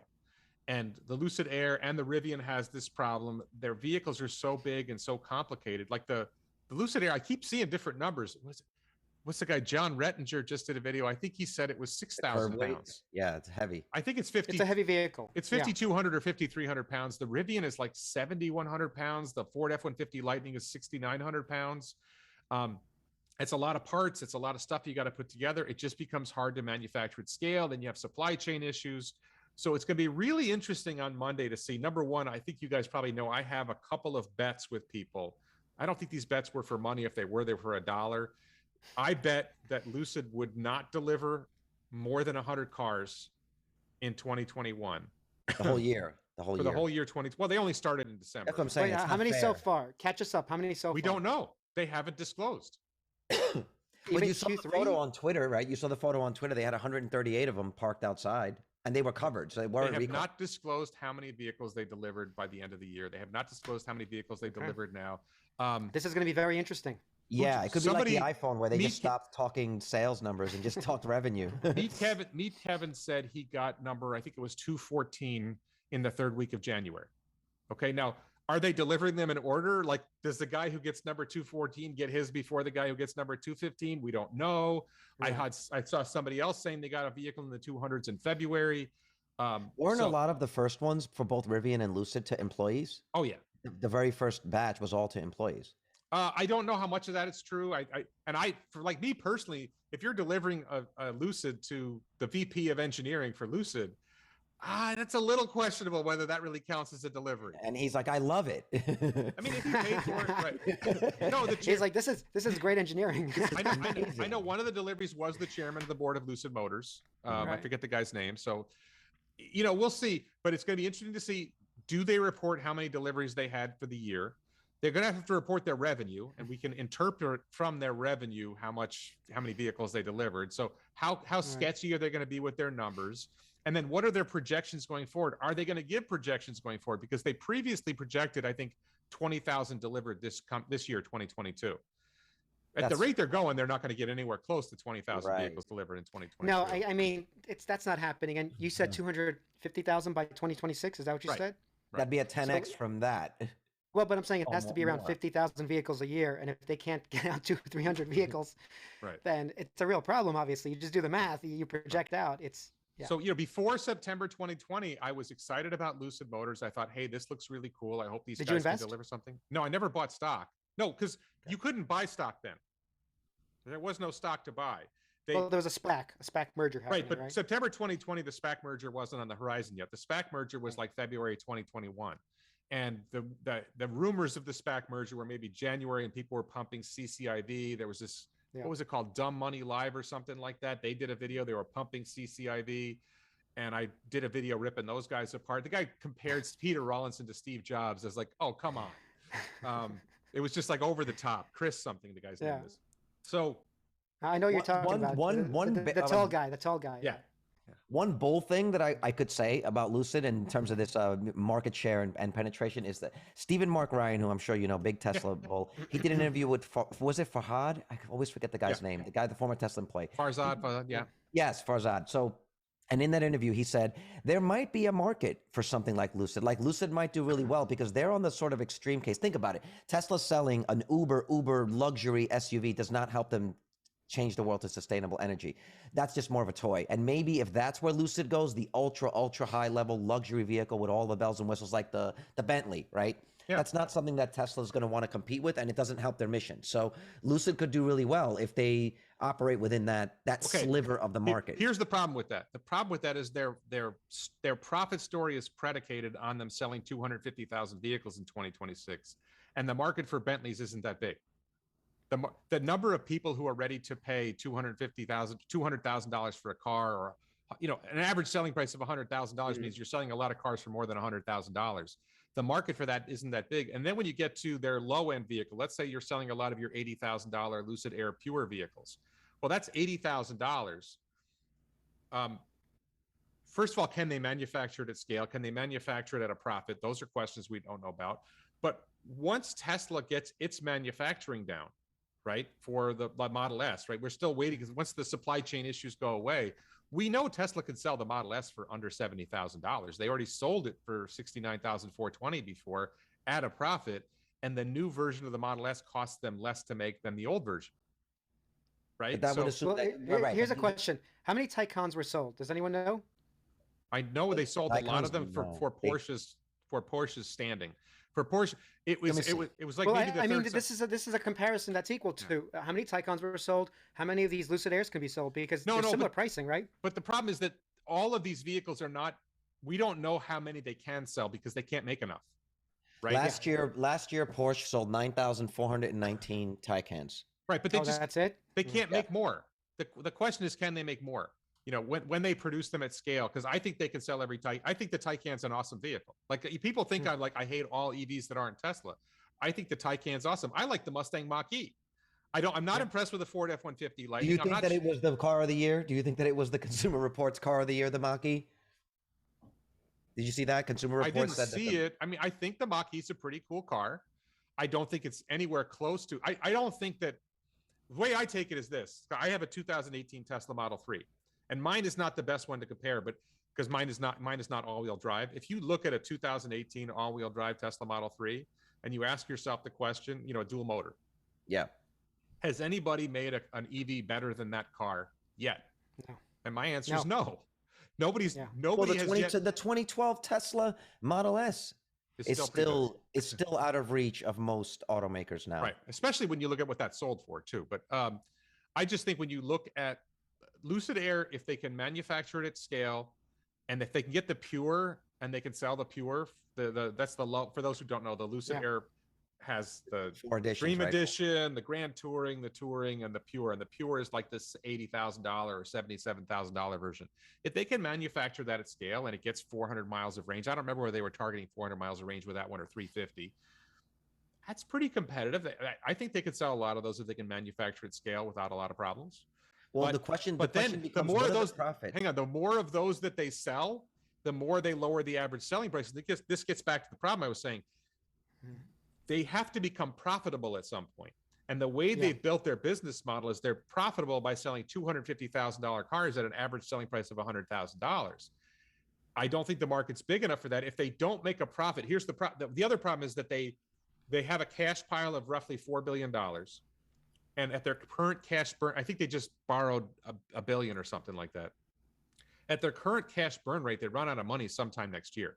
They were going to run out of money at the end of this year. Now they run out of money sometime next year. They're burning over $1 billion a quarter? Over $1 billion a quarter? I believe those their own statement was that they were going to have to do a cash raise in 2022, and they did do a cash raise end of 2021, early 2022, which was a bond. Compare this to Rivian. Rivian has a $16 billion cash pile. No, I'm not saying $1 billion a quarter. It might be $750 million a quarter. That when you go out when you go to middle of 2023 or something like that, at some point you run out of money. You have to start selling cars at volume and making money on them in order to avoid going negative. And if we're facing a recession, the capital markets might dry up for them, which is why Rivian, I'm critical of Rivian as well, not as critical, but Rivian, because they got this big cash pile from their IPO, they can ride out 3 or 4 years. Because they can have their cash burn at $5 billion a year for 3 years. And if they start selling cars in volume at some point, that carries them another year or two, and they can wait until the market clears out the failures and the economy rejuvenates itself and capital becomes available. Demand will be through. I actually think Rivian is going to be the survivor here, and Lucid is going out the door. And Rivian makes has a better truck niche too. No, but here's a question. Here's a question about okay, what are their profits on those vehicles? Because if it's like the iPhone, and they can command that markup, they could make a good amount of profit on a vehicle even at 100,000. So that Pure Edition, how much are they making a higher profit margin on those vehicles than they are, say, the Dream Edition? When you include all their expenses, they're losing money through roughly 2025 when they sell 100,000 cars. On every vehicle sold, they're losing. The total. At some point, do they have gross margin on a car? I don't know when that happens, but because of all the costs of building up this company, you have capital costs you have to amortize. You have, a variety of things that go on. And as a company, they're losing money until roughly 2026. But you have to give them that. And they barely eke out a profit in 2026. You just have to look at the SPAC merger documents.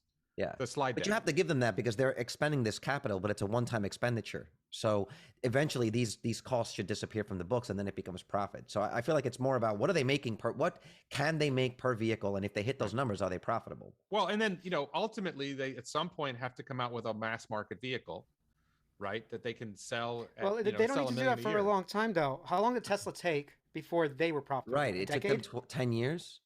Before they could get that Model 3. I feel like we're being overly negative. I feel like we're being overly negative on these new startups because Tesla did something similar, but they were the first, so most people ignored them. But most people did not invest in 2012. But at Tesla's IPO, they were valued at $1.7 billion, not $80 billion. How much is Lucid right now? That's true. Well, when they had their SPAC when the market soared, I think Rivian at one point was valued at over $100 billion, and Lucid was valued at like $80 billion. They've both fallen. So I think Lucid is back down to like 30 or 40 billion. I don't know the market cap today. Probably still too much. We can look it up. Well, I agree. Yes, Rivian's down around 60 billion or something around there, which is still too much. They're at 43. So Lucid right now is at 43. Oh, that's crazy. I mean, you can't sell 200 vehicles. Yeah, that's crazy. And Rivian's at 57. So they're roughly in the same ballpark. That's like, isn't that like AMD? Right. So, if in the future they get to the point where they're making $1 billion in profit a year, right? But you paid $43 billion for the company 5 years earlier, I'm not sure that was a good bet. No, terrible investment. Okay, so do you want to move on to Arcimoto? Yeah. So did you see the mean lean machine that Mark announced? Yes. Yes. So should we show it on the screen? Do you show anything on your screen? I don't know if you do. Disclosure: I do own a small amount of stock in Lucid Motors. We all do. We all do.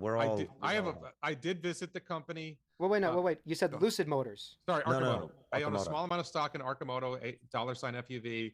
I did visit their factory. I was invited out by Mark Frohnmeyer. I recently did a club, was it a Twitter Spaces with Mark.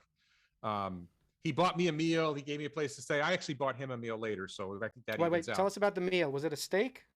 No, it was nothing special. We went to a pub or something and had like a sandwich. Okay. It was nice. It was a nice place, but okay. He paid for the drinks. But he's a friendly guy. He let me drive around an Arcimoto for a couple of days. What did he give you? What did you drive around? With your Roadster? No. It was the original. I think it was one of the original prototypes that he has at his house. It's like a red FUV with a shell on it. Okay, so it's FUV. And I thought it was I was pretty impressed. I was particularly impressed with, like, the battery didn't go down very much in 2 days. Like, if you just do around the town driving, you just don't use a lot of battery. It's only when you get on a highway that you use a lot of battery. But actually, when you're on the streets, you're actually regenning so much. Yeah. There's so much regen. You're using it as your brake, so. Yeah. I did use the regen braking a lot. Yeah. So did you actually plug it in anywhere in in a couple of days? No, No, I never had to plug it in. Oh, wow. I went from like 50% charge to 38% charge in 2 days or something like that. I didn't even, notice. So what did you think of the event overall? The whole Ramp It Up event? I actually thought you were there. I was looking for you. I thought you were there. I was invited. I decided not to go. I have a busy life. I thought it was pretty cool. I watched, I skimmed it. I didn't watch the whole thing from end to end. I think there's a lot of interesting vehicles that they're working on. I think what's it called? The e-bike that they're working. The MLM. MLM. Mean lean machine. Here's my thing. I think that to me, I would say I don't know the market for the MLM. I don't know enough about it to say. I think the potential market for the FUV is huge. I think that it's funny, I had this conversation with Mark and I said, you could view if you have a 2-car family, you could make one of the cars, the second car, the FUV. And Mark's like, no, the first car is the FUV. You're going to use it more than the other vehicle. Because he agrees you're not going to take an FUV on a long trip. Like, if you're going to drive 500 miles, you're not going to take the FUV. But most of your driving is around town. So really, the FUV is your primary vehicle.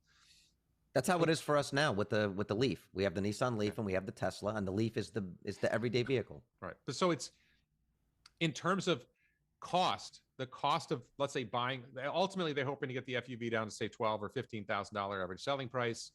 And then the cost to insure it is a lot less. The cost to charge is a lot less because it just uses electricity. I have a question about that insurance thing, because it's an open cockpit, right? I know they're treating it like a motorcycle, but doesn't insurance say you are more likely to get hurt in that kind of vehicle than in a car? So you should be insured for more? I think the insurance, most of your insurance is for the damage you do to damage others. To the vehicle, not no. Most of the insurance that you pay is for damage you're going to do to others. And because the vehicle weighs a lot less, you're going to do a lot less damage to others. To other people, okay. And also because it doesn't drive as fast. It doesn't drive as fast, it weighs less, so it does less damage to others. If you look at your auto insurance, you're probably going to see the liability portion of your insurance is one of the most expensive components of your insurance. So, and then I don't know whether you have to get, what's it called? No fault. I don't know whether you have to buy insurance. Like, if you already have health insurance, you don't really need your car to pay for your medical bills. You already have health insurance to pay your medical bills. Right. So you may I believe you end up paying less than half of the insurance. Okay. Your energy costs are less. So your cost of ownership of that vehicle is significantly less than the cost of a gasoline car or even a Tesla. How much of their, say, they're ramping up in their future in the next 2, 3, 4, 5 years? How much of their revenue do you see coming from sales or this robo-taxi, robo-valet initiative? Oh, no, I don't think it's the robo-taxi model. I think that, boom! Thank you, Warren. No. Slam dunk, Carlos. No. I think. I see trust what Mark says. Over. I see 2 revenue models in the short term. Okay, one revenue model is just sales. You sell a car for an FUV for, let's say, $15,000. Or a deliverator, right? How about the deliverator? Same. I'm just saying you sell whatever you take that platform. The platform is the FUV, and you might have the FUV platform, the Roadster, the deliverator. I think the Roadster is the one. In terms of sales, that seems really compelling to me because you compare it to a Harley trike. It costs less. It's quiet. It drives great. It doesn't have quite the range of a Harley trike, but it's still pretty good.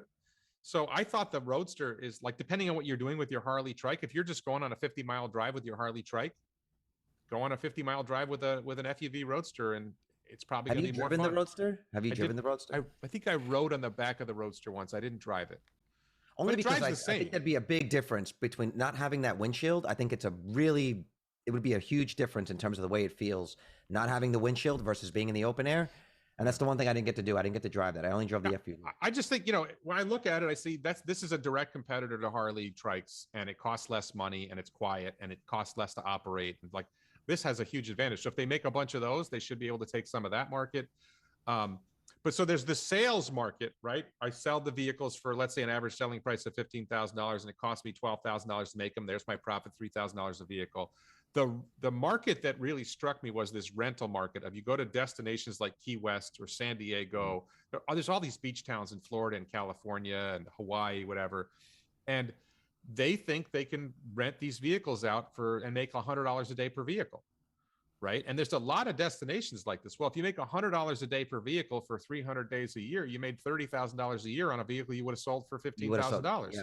So and even actually, Mark, in that, I wrote one thing that he said down when he was doing his announcement. Let me see. He said, oh man, let me see if I can find it. Well, you can find it, but we did have a video where we discussed the amount of money they would make. Even if it was $50 a day, right, and $50 for whatever additional costs, all of a sudden it works out. Well, if you're making over $20,000 a year on the vehicle, there is no reason to sell it. Right. My problem was, but it's also, remember, it's year over year over year. So that revenue would keep showing up. That one vehicle right. showing revenue year over year over year. No, I agree. But my issue with that, it's the fallacy that it's so easy to produce these $15,000 vehicles up front, because we know Arcimoto on the books has around 30 million, which they're using strictly for building the factory right now. And they need I think we calculated at 100 million plus for the factory. Yeah. So the question is, how do they get to that point where they can just produce the vehicles, don't worry about what they make on them, and then put them in this rental model for free, technically? Right. I don't know. I saw the factories. I saw the land where they've got the factories. I saw the buildings that they have. I think they just showed more of it at the event. Are you saying it was fully ready to go? Or, I mean, I didn't see whether it wasn't ready to go when I was there. It didn't look like it was completely outfitted. I don't think it's completely ready to go, but I think they're making progress on it. I'm sort of having to, trust Mark that they have enough capital to get to where they need to be. I think they have. Did he say that clearly to you, by the way? Did he actually say that we have enough capital to do this? I'm pretty sure he said that. I don't want to lock him into it or whatever. So the way I heard it, they don't have a capital problem.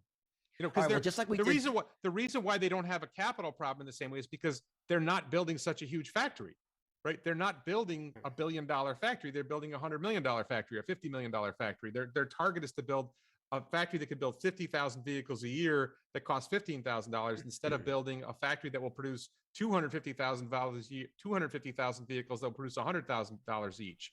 The cost of building a Lucid factory or a Rivian factory is much greater than the cost of building an Arcimoto factory. Oh yeah, 100%. So, well, just like we started this with a what if scenario, saying what is the projection for Tesla if FSD does not even exist, and the same thing for Arcimoto. What is the future of the company if there is no rental, no robo-taxi, nothing? It's strictly a sale business. Is the company sustainable that way, or is it going to have to be offset by some of this rental? And then the flip side, what is their potential if there is no demand for the vehicles on the sales side? Can they survive and thrive with just, say, a rental, and then in the future robo-valet, and then in the future robo-taxi service? Right. That's a question I have as an investor. So my take on it is that if they make $3,000 profit a vehicle times 50,000 vehicles, that's $150 million a year in profit. Mm-hmm. Yep. Gross profit. Well, they're only worth 200 million. Yeah. So right, but my whole question knock it down to $100 million net profit. Give them a price earnings ratio of 10, and they're undervalued massively. I mean, you could argue that they're undervalued now. I think my biggest thing with them has always been: is the demand really there for customers to purchase these vehicles, whether it's 20,000 or 10,000 or 15,000? That's always been my. Well, he drove it. Would you buy it, Warren? You had the whole thing with the Passat. Remember, you were like, for 18,000, I got my Passat. Am I really going to buy it? You know, this thing has 3 wheels. You said this, Warren. You said this. So he's closed his eyes, guys. No, so if you're he's about to take us down, Vitaly. If you're a single person and you go on a lot of long trips like I do, and I am, then you need a vehicle. Then it's not enough of a vehicle for you. And because I have a Tesla Model 3, the cost savings, since I already have a Tesla Model 3 and I'm going to keep my Model 3, the cost savings of having an Arcimoto to drive around town is probably not really there, because it doesn't cost me much to drive my Model 3 around town. Right? I'm already paying for car insurance for the Model 3. I'll be getting Tesla insurance soon. So, but now you go to a family where you're going to have 2 cars. Would I have the second vehicle be an Arcimoto? Yeah, I think I would. I think that the cost savings in insurance, the cost savings in terms of energy, the cost saving, and the parking advantages of it. Well, but you're in Florida, you know, you're a family who's in Park Slope. Is that a viable option for that? I think it might be even better in Park Slope, because parking is even worse in Park Slope than where do you park that on the street? You park that on the street, Park Slope? Why not? I don't know. I've had my airbag stolen out of my car, literally in Carroll Gardens. Broken windshield and stole the airbag out of the car. So that's why I am a little skeptical. Okay, it's hard for me to relate to living in a crime-ridden apocalyptic city, which no, it was a beautiful town. We're talking about Brooklyn. Of course, where my daughter lives. So. Park Slope's nice, but Carol, I was saying, you know, that makes sense to have a second vehicle if you're in Florida, but in New York, would you have? I don't think the Arcimoto, as it stands, is a good winter vehicle. I don't think you would want it. Now, they do have a prototype, which I think they showed at the event, and I saw it in person, where they have doors and windows. Doors is a huge. No, there's no windows yet. There's only doors. No. The prototype that I saw, it's like a zipper window. You zip the window up. Okay. It actually did have doors and windows. It does fully enclose. It has heated seats. I still don't think you want to drive that when it's 20 degrees out. So look, I had a Jeep Wrangler for several years with the soft top and zip up windows. It's fine. But it's fine. In New York. Between California, Texas, and Florida, you add those 3 states together, and there's a lot more states along the southern tier of the United States. You probably have a market that's plenty big enough to sustain Arcimoto. Growth for several years, yeah. No, I mean, that's a big car. I mean, California is probably larger than the economy of California is probably larger than, it's probably the 5th or 6th largest economy in the world. Yeah. Compared to all the it is something countries. Like that. Yeah. And then Florida and Texas are both large. So you add Florida and Texas together, they're probably comparable to California. You could throw in Arizona, New Mexico, Louisiana, You know what it is? Georgia.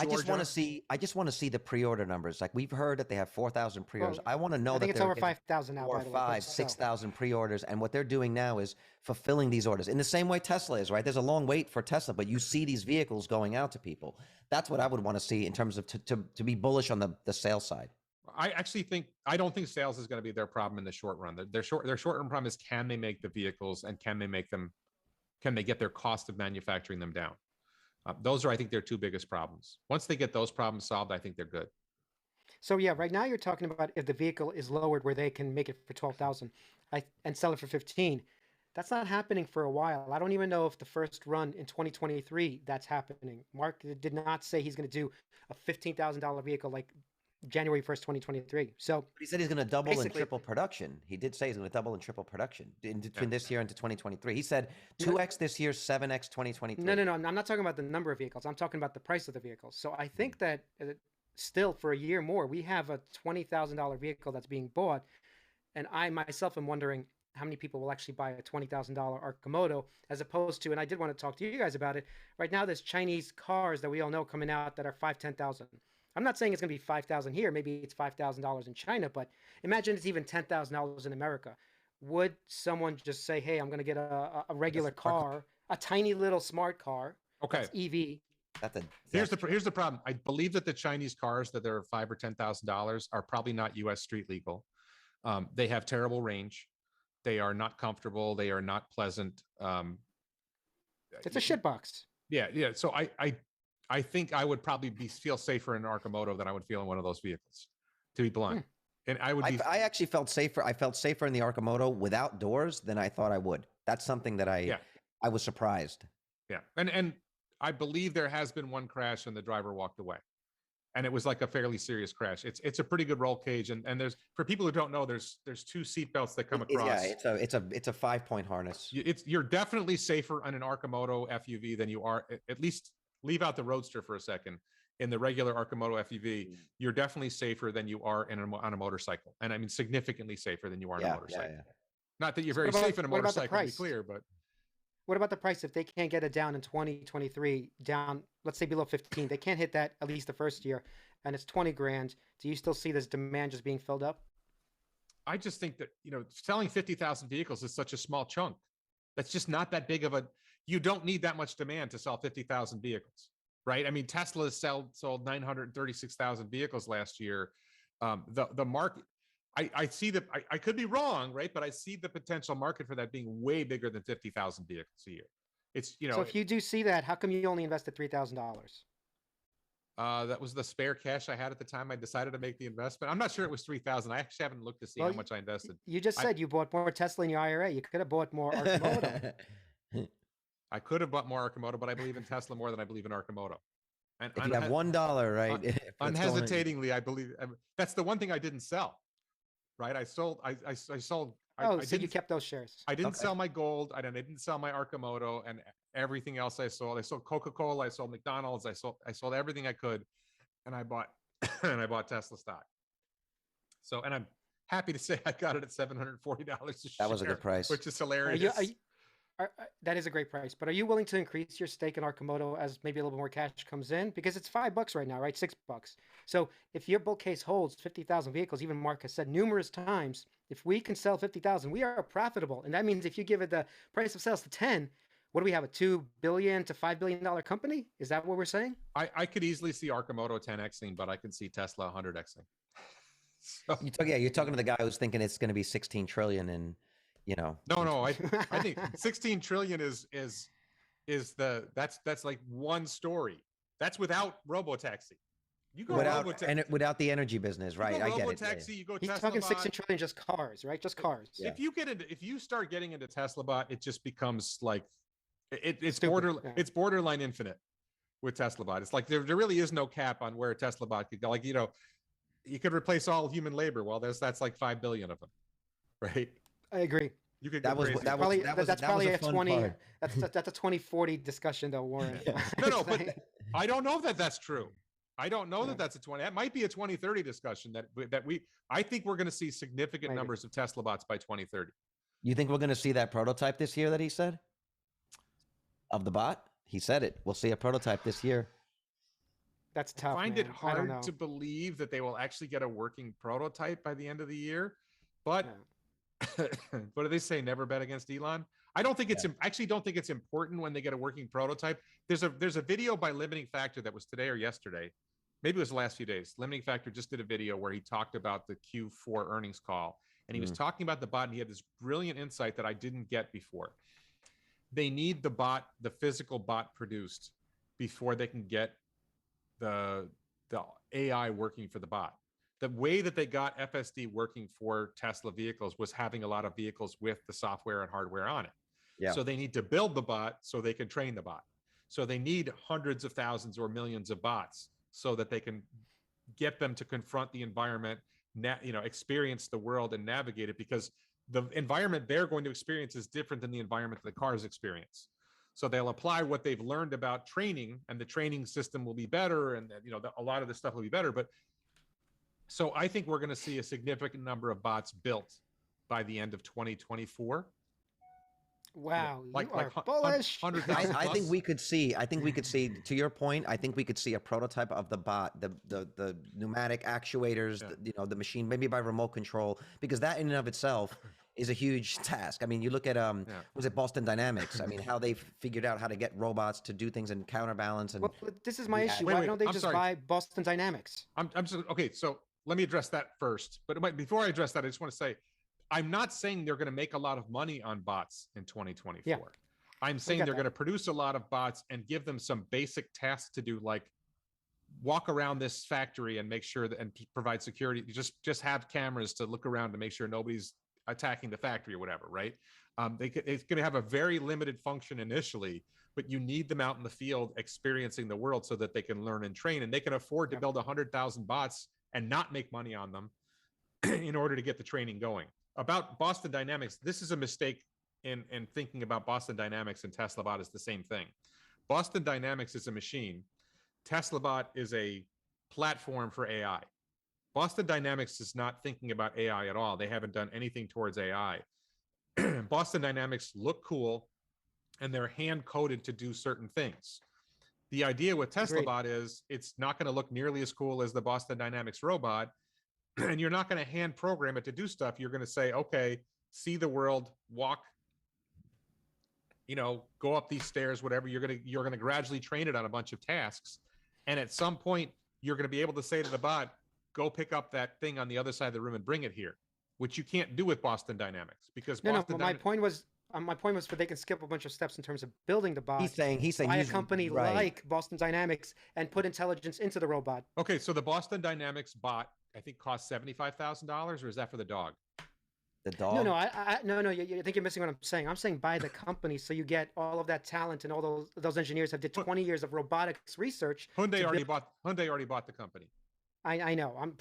I get that, but there's amounts of money that talks, and Elon could probably pay it. I don't think that Boston Dynamics technology is that valuable. I think that I don't know about that, man. I don't think it's that hard to replicate a walking robot. There's plenty. I think they have a deal with some university researcher on walking robots already. I don't think it's more than just walking. I mean, it's how it's able to navigate the physical world and autocorrect and balance itself under load. That's the AI side of it. That's the AI side of it. The machine learning side of it. That Boston Dynamics has no value added there. I don't think Boston. The challenge is you have to come up with a robot that you can produce at scale at low cost. Right? If you come up with a robot that costs $100,000, it still might be worth it. But if you come up with a robot you can produce for $10,000, you're getting a lot more value out of it.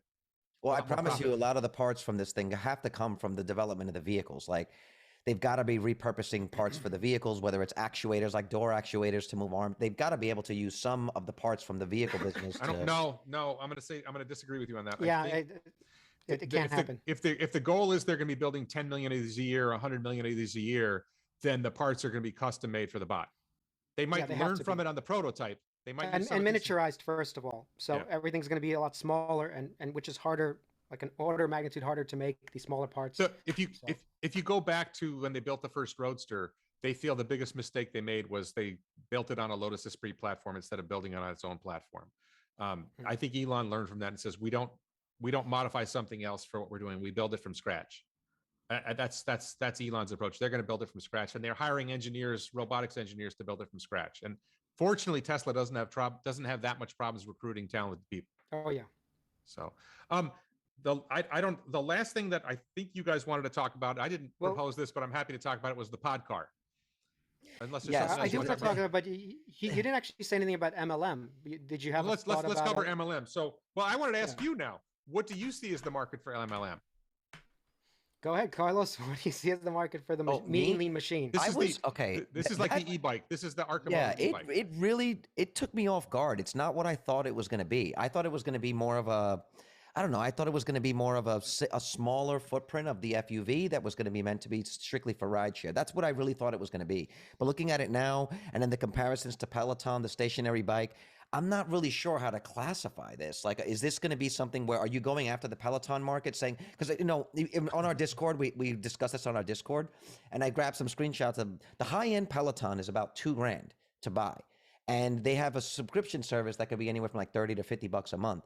If that's something that, I'm not sure if that's something Arcimoto's trying to do. Like, I'm not really sure from the event what the goal is with the machine. As a machine, I'm impressed with it. I like the fact that it's that there's no motor, that there's no chain, that you're basically charging the alternator. I like a lot of the concepts of it. I'm just not exactly sure how it's going to be implemented. But he did hint that this is very similar to the FUV in the sense that there's a core platform and they'll build a use case around it. And so I'm curious to see how they skin this thing. Right. My take on it, as I understand it, and I'm not saying I fully understand it, is let's say you're in Brooklyn, right? And there's people who are riding bicycles around Brooklyn. There's people who are probably riding e-bikes around Brooklyn, or little mopeds or whatever. It's basically something that can replace a lot of those vehicles, low cost. And then, like you described, the vehicle's gonna you bring it inside, right? I think it's only going to weigh like 100 pounds or something like that. Did they say how much it weighs? Light. Well, he said he could make. I didn't see. It didn't say that they could make 80 platform to 80 mean lean machines from one Hummer. So 9,000 pounds divided by whatever he said that they were. I think it's a ballpark of 100 pounds, but I could be wrong. So it's a vehicle that you can drive yourself. Like if you're commuting around a city, it's going to cost a lot less. It's going to cost a ridiculously low amount per mile. It'll be able to get you a lot of places. And I don't know how much the range is. I guess the range is infinite because you just pedal, right? Pedal, yeah. But I have it's 200 miles. It's actually 200 miles. Yeah, 200 miles before I think you really got to stop down, unless you're a real pedaler. So, and I think the speed is probably capped in the low 20 mile an hours, something like that. It's got to be capped. If he's going after the e-bike market, which seems like that. I think he told me that speed was capped at something like 23 miles an hour. But I mean, doesn't a one wheel do 35, 40? Let me look that up. A one wheel goes faster. I think for whatever regulated market they're going for, I think there's a maximum speed of like 18 miles an hour or 23 miles an hour or something like that. So that makes sense. For driving around cities, it's good. You wouldn't take it on a 100-mile drive. But if you're driving around some city, whether it's Atlanta or Miami or whatever, this might be a way of getting from home to work without having to deal with the stuff. And then I hate to say this, but there's a group of people. I'm a criminal defense and personal injury lawyer by training. I'm retired, but everybody with a DUI, right? If you could get around your city without having to have a car, like let's suppose you lost your driver's license, you could probably drive around on this thing, and you might not need a license to drive this thing, right? The lawyer telling you how to beat the system. Well, no, I mean but we would rather that drunk driver guy was riding one of these things that weighs 100 pounds than driving a 4,000-pound SUV. Absolutely. Right? It's safer for society if he's riding around in this thing than if. But I mean, you could argue then that autonomous, having it autonomous doesn't matter. The driver shouldn't be in control of it at all, right? It's a good case for autonomous driving. No, what I'm saying is, if it's not classified as a vehicle that requires a driver's license, then all these drunk drivers with suspended licenses now have a way to get around. And I'm sorry to say, that's actually a fairly big market. No, I believe. Well, I'm going to take you back, Warren, to bring you back to reality, because you could right now buy a bicycle or even an e-bike for way less than this one's going to cost. So right now you can buy a used e-bike from China for $500, or this thing is going to cost, I think we were discussing, over $2,000 easy. Yeah, but it's going to be better. It's going to be better. Well, I agree there. It is going to be better. But if we're talking about the drunk driver market, that's what we're talking about. No, those guys might have enough money to pay $2,000 for a better quality. Well, if they can pay in LA, it's like 10 grand for a DUI out here. Yeah. So if you can pay that, I think. Look, I made a fair amount of money as a DUI lawyer. I can tell you that. I can't wait for the ads from Arcimoto. Are you a drunk driver? Right. My thing with the mean lean machine and let me just say this. I believe that roughly 10% of American drivers have a DUI on their record. Oh, wow. It could be 5, it could be 12, but I believe the number is roughly 10%. No, I think I saw this from the state of Minnesota. What? I think the state of Minnesota, it was like 10 or 11%. Not that they're currently suspended from driving, but that at some point in their past they had a DUI. And it sort of depends on what circles you travel in. So like my circles of friends, not that many people have had a DUI, but there's other circles of people who drink more and drive more than my circle of friends. So okay, a quick Google all search we need them is on an e-bike. All we need is those drunks on an e-bike. A quick Google search said, according to Insurify's data, 2.27% of drivers around the country have a prior citation for a DUI. Additionally, 12.7% of motorists have at least one prior accident on their driving record, and 17.78% of adults nationwide report excessive or binge drinking. So no, I'll find the number. Minnesota. And the state with the most DUI? Who is it? Let's see. Florida. Right. The states with the most DUI, number one is Alaska. Oh, what? Really? Wow. That's interesting. What? You would think it'd be California or New York. Wait, I've got to have this. No, okay. That's got to be wrong. This is from the Minnesota Post. No, it's North Dakota. I'm going to share screen.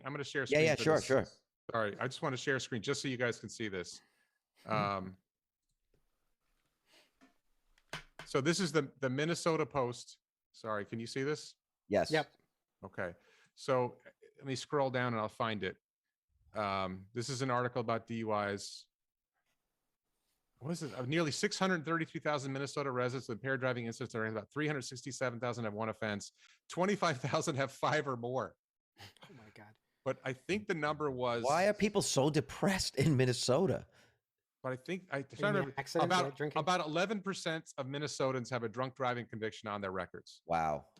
Okay. So if Minnesota's 11%, and this article was 2017, so we've had time for people to add more.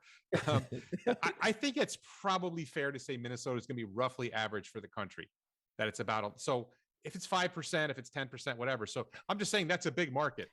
Here's my thing with that. We can talk all we want about, oh yes, like it's great for drunk drivers. It's great for this. We can talk about all the great potential use cases for it. But what makes you think that that's actually going to happen? This is my thing. Same with FUV. We can come up with a million reasons why the FUV is the right footprint. There's a million. It's cheaper. It's great. But why is that actually going to translate into sales? Same thing with the mean lean machine. Right? Well, I'm just, because I've represented drunk drivers who got their licenses suspended.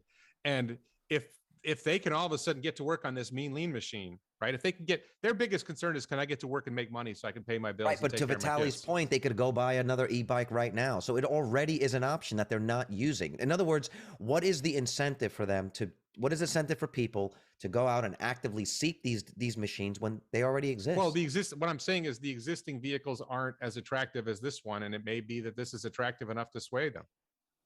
I mean, they're not taking a bicycle, I'll give you that. But you give them something that'll get them to work and back at an average of 20 miles an hour, which is driving around the city is not so bad, and it's more comfortable to ride on. It might be most of the people that I know that have e-bikes, most of them are outdoorsy. Yeah, they love hikes. They want to bike anyway. They're into fitness. That's the people that buy those, right? But this is a more stable, easier to ride platform because it's got the 3 wheels. I actually like the platform, by the way. On this thing, like I couldn't see my mom on this thing, but she'd get on a bike. Well, maybe your son. I don't know. It's an e-bike, but hold on. I actually pre-ordered one, by the way. I totally love the bike. And look, I want to order one too. That's the thing. But hold on. The bike itself is great. That's not the issue. The issue is Arcimoto is supposed to be making FUV platforms. That's the mission, to make it for sustainable driving. I get this as part of sustainability, but it feels like there's 2 directions here, and Mark is splitting his time between this project, which is cool, and I pre-ordered one, but really it shouldn't all the focus be, that's my issue here. Shouldn't the focus be all on the FUV and the Deliverator and this rental model? Shouldn't it be on that? Or you guys think it's sort of aligned and it doesn't really matter, even though resources are being used for this? Does that make sense? What do you think, Warren? I do worry that it's a distraction. There's 2 things I worry about with Arcimoto. I worry about that as a distraction from focusing on the FUV. I think but from what I could see, they've actually that's just like a separate side of the business. Their FUV side of the business is going full bore, and they've got this separate skunk works that's working on the MLM. I don't think that's necessarily a big problem. But I feel the same thing and I've told Mark about this and my concern about this, with Arcimoto, with Rivian, with Lucid. What stands out to me about Tesla and SpaceX is the innovating with extreme urgency. That these are companies that have the sense that we have to work insanely hard, and we have to take big risks so that we can achieve big things. And my sense is that Lucid Motors, if you go to Lucid Motors factory on a Sunday, is anybody there? Sunday at 8 o'clock? If you go to the Giga Texas, there's somebody there. If you go to Starbase, they're working. Like they just work crazy hours all the time because they're mission driven. I'm not convinced that Lucid, Rivian, even Arcimoto, that they really have the same sense of mission. There's this concept of work-life balance, and the concept of work-life balance at SpaceX and Tesla is work. Right? No balance. there's not a lot of balance. The balance is, well, you make your work your life, and that's it. Right. There's people are at Starbase. The contractors at Starbase are working 12-hour days, 7 days a week. Right? That's the outside contractors. The employees are working more than 12-hour days, 7 days a week. And they get some days off here and there, whatever. But also, you don't have to push employees. That this is something that I learned from being a director. When you're trying to get people to work for you and help you execute your vision, the more you can inspire them and implant your vision and make it their vision, the less. Right.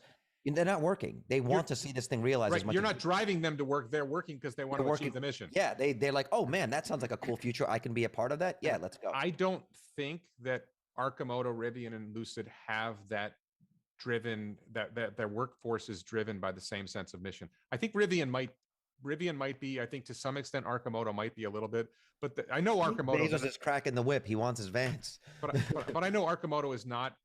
But cracking the whip isn't the answer. The answer is getting the employees so sold on the mission that you don't have to crack the whip. And, you know, Arcimoto, when I talked to Mark about it, he says, we believe in work-life balance for our employees. Well, that's not as driven on your mission. It's a choice, right? And it doesn't mean he's wrong. It just means they're not as driven to succeed as what I see at Tesla. Because I went to the Plaid event and I saw Tesla employees. And I could see, I went to an after party and there were Tesla employees who were at this thing, and they were just, it's all about work. They're just totally driven. I know SpaceX employees. It's all about work. They're just driven. They love it. They care about it. They're like, can I go on the Mars? They're like, I'm working on this, so maybe I can go on the Mars mission. Like, they're that driven. Yeah. They think they're going to Mars. You were at Arcimoto. You were in the factory. What was going on? Tell us, boots on the ground. What was happening? What did you see? I was in the place where they were setting up the new factory space. I think I was in the original factory and I saw a small amount of production, but I think they've really focusing right now on scaling up the new facility to be ready to produce my at larger point is, scale. you go to SpaceX, every time I see a video, you see just like cranes and machines, cranes, and it's going left and right. It's everywhere. So when you went to Arcimoto, I did not see that intensity. Okay. I did not see that intensity. I went to the Lucid factory. I was in the parking lot. I've watched Bear's videos. What's the name? Bear's workshop videos of the Lucid factory.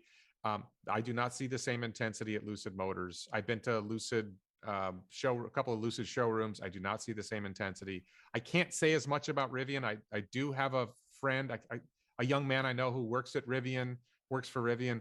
He's pretty passionate, but I don't know enough about Rivian to judge whether they have the same driven mission. I tend to believe in Rivian more than I believe in Lucid. So I haven't bought stock in them. One thing I did want to say when we were discussing the whether or not Mark is sort of splitting his time and sort of diluting his own headspace, it actually does make me bullish on Arcimoto. The fact that it goes back to what Dave Lee was saying about S curves on top of S curves, right? It makes me bullish to know that Mark is already thinking about the next thing, because to a certain extent he must feel really confident that the platform one, that FUV base, is going to take. And if he doesn't get started on the next thing now, for that eventual moment when he can walk away from the FUV business, it's too late if you're then starting it. So I do appreciate that and say, hey, he's thinking ahead. And if he's right, whether it's him or other companies, get some sort of market share, and this e-bike market, this sort of bridge between the car and the motorcycle actually becomes, then this mean lean machine, there's going to be a market for it. So it does make me bullish on it. And I really like the form factor of it, and I'll probably be ordering one. I just want to know what the actual price is, because it's not $2,000. I think it's going to be. We don't know yet. Vitaly, you got to message us your referral code, because I'm getting ready to pre-order one. We got to do it. We got to do it right. We got to do it live. We got to do it on YouTube. We'll live stream it or I can't do it live because there's like billing. I got to put my credit card information. Yeah, right. So but we should order it, because this is something where when I saw it, I was like, well, I did pre-order it, and look, once again, I go back to the device is great. I want to drive it, but if Mark is devoting his time to that and a platform one is not even ready, and I know there's things to do. I know everybody's telling me there's nothing to do there, but we know there's things to do. Okay. So production hell, we've heard it a million times, right? So is Mark in production hell and thinking about this other thing when he should be thinking about platform one? Once again, I don't know. I'm not there at the factory. I have no idea. Question for you. You ordered one, right? Why did you order it? Did you order it for the fitness aspect of it? Did you order it for the mobility of it? It just looks cool. Yeah, I'm with you. It looks cool. It does look. It's gonna turn heads. It's like my little mini. I have a bike. I spent $100 at Walmart for my bike. Okay, this is like going to be $3,000-$4,000. So you're not doing it for fitness. Come on, it doesn't even make sense for fitness. You're doing it because it's cool. You can get around town. You can go grab a coffee. It's my FUV argument, right? I can see the wife using it. I could see the wife charging it for me to go out and do donuts. Like she's. Yeah, I don't know. I'm driving. And imagine you have to get 4 of those for the family. Imagine I have to get 4 of these for everybody. I'm driving this to the gym so I can get my warm up before I get to the gym. There you go. My real workout. I do. I really like the fact that you are incentivized to pedal this thing, because on a lot of the e-bikes, some people just sort of use it as a moped. They don't really pedal it. Yeah. All right. Well, gentlemen. Last thing. Can we talk about your pod car for a second? Yeah. So really quick, my audience already knows about the podcast, so I'm not sure we need to talk about it. But well, I mean, what stage are you at? Yeah, like where are you at with that? Because So, you seem to be really entrenched in this. The engineering design for the pod car, there's a first round engineering design for it. It's going to weigh about 400 to 500 pounds. It's 4 wheels. The goal is to deliver a vehicle that is a single passenger only vehicle. People ask me, why don't you make a 2-passenger? Because it's going to be a 1-passenger vehicle. It's not designed for US roads. It's designed for foreign markets. Maybe it would work in boring company tunnels. About 6.5 feet long, about 3 to 4 feet wide, depending on the different designs. Right now, it's a little over 3 feet wide. And basically the passenger sits on top of the battery pack, and the vehicle drives itself. There's no steering wheel. There's no pedals. It opens like a clamshell.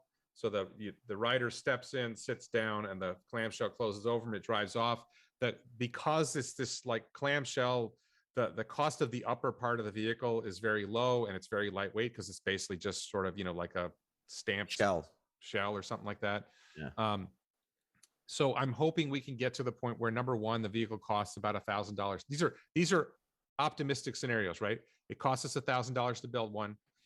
It is able to achieve 20 miles per kilowatt hour, which right now a Tesla Model 3 is 4 miles a kilowatt hour, but it's going to be hyper aerodynamic because the frontal surface area is about a third or less of the frontal surface area of a typical car. Mm-hmm. And the weight is so much lower because it's 500 pounds with the rider. Let's say 500 or 600 pounds with the rider. I think we figured out it was 500 pounds with the rider, or 550 pounds. That's less than half of an FUV. Right, yeah. right. And it's not designed to be fun to drive. It's designed to be boring to ride it, right? If you're a passenger in a small vehicle, you don't want it to be fun. You don't want it to be a roller coaster ride. You want it to be a boring ride. That's just my take on it. We'll see. So where we're at is, do we have a prototype? Yeah, prototype. No, we have an engineering drawing. So the next step is I met with an attorney. I have a retainer agreement that I haven't signed yet, and I haven't paid him yet, to form a corporation. I am probably going to call it, I think I have the name for the corporation. Once I have the corporation formed, then I have 3 different people I've talked to about potentially building a prototype. And basically I've kind of stalled for the last couple of months, and I think I'm about ready. I have a bunch of things going on in my personal life. Like I mentioned, my divorce was final at the end of January. Yeah. And I have a girlfriend, and there's a whole bunch of things going on, but I'm sort of like, all right, I need to get my momentum going again. Warren, have you heard of this thing called extreme urgency? Yes. No, it's that I am. No, I do consider. Oh, I got you good. I hit myself with that. No, I consider that a failing. I mean, he does have a point. He does have a point. Oh man, I love that this is ending on this note. So the story is that as I look at it, so here's the problem, Vitaly. The vehicle is arguably worthless until FSD works.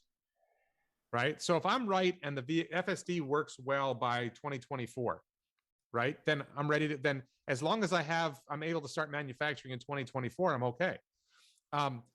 If you're right and FSD won't be ready till 2030, well, then there's no hurry. You got time. So I think there's time will tell. Well, last question. You don't believe Mobileye will do something? You don't believe NVIDIA is going to have some stack that you can put into your car too? But you're saying you don't believe it. You're saying you don't believe it. Here's the thing. Okay, I believe full self-driving is coming. Let's talk about this. The Elon vision of it, the robo-taxi part, that's what I'm talking. This big vision.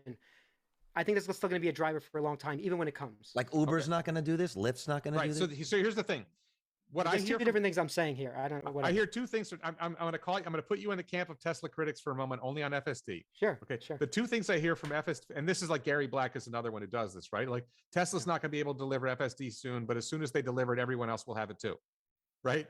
Basically what you just said. I'm not saying that. I'm saying Mobileye already has a stack that's good. I don't know if they're full FSD. Yeah. What? No, they don't. They have good technology. Okay, it's not just about good technology. It's about having the right technology and and enough data so that you can solve the edge cases. Where is Mobileye on the March of Nines? Where is Zoox? Where is? We don't know yet. I'll be honest. Yes, we don't know that yet. No, I know where they are. They're way behind Tesla. And the same argument, right? Well, once Tesla solves it, everybody else will solve it. Or if Tesla could do it, everybody else can do it. In December 21, 2015, SpaceX landed its first orbital rocket booster safely. Right. And they've been reusing orbital rocket boosters. I think 2 of their boosters have launched 10 times. They just had one yesterday that did its 4th landing. No one else is landing. That was 6 years ago.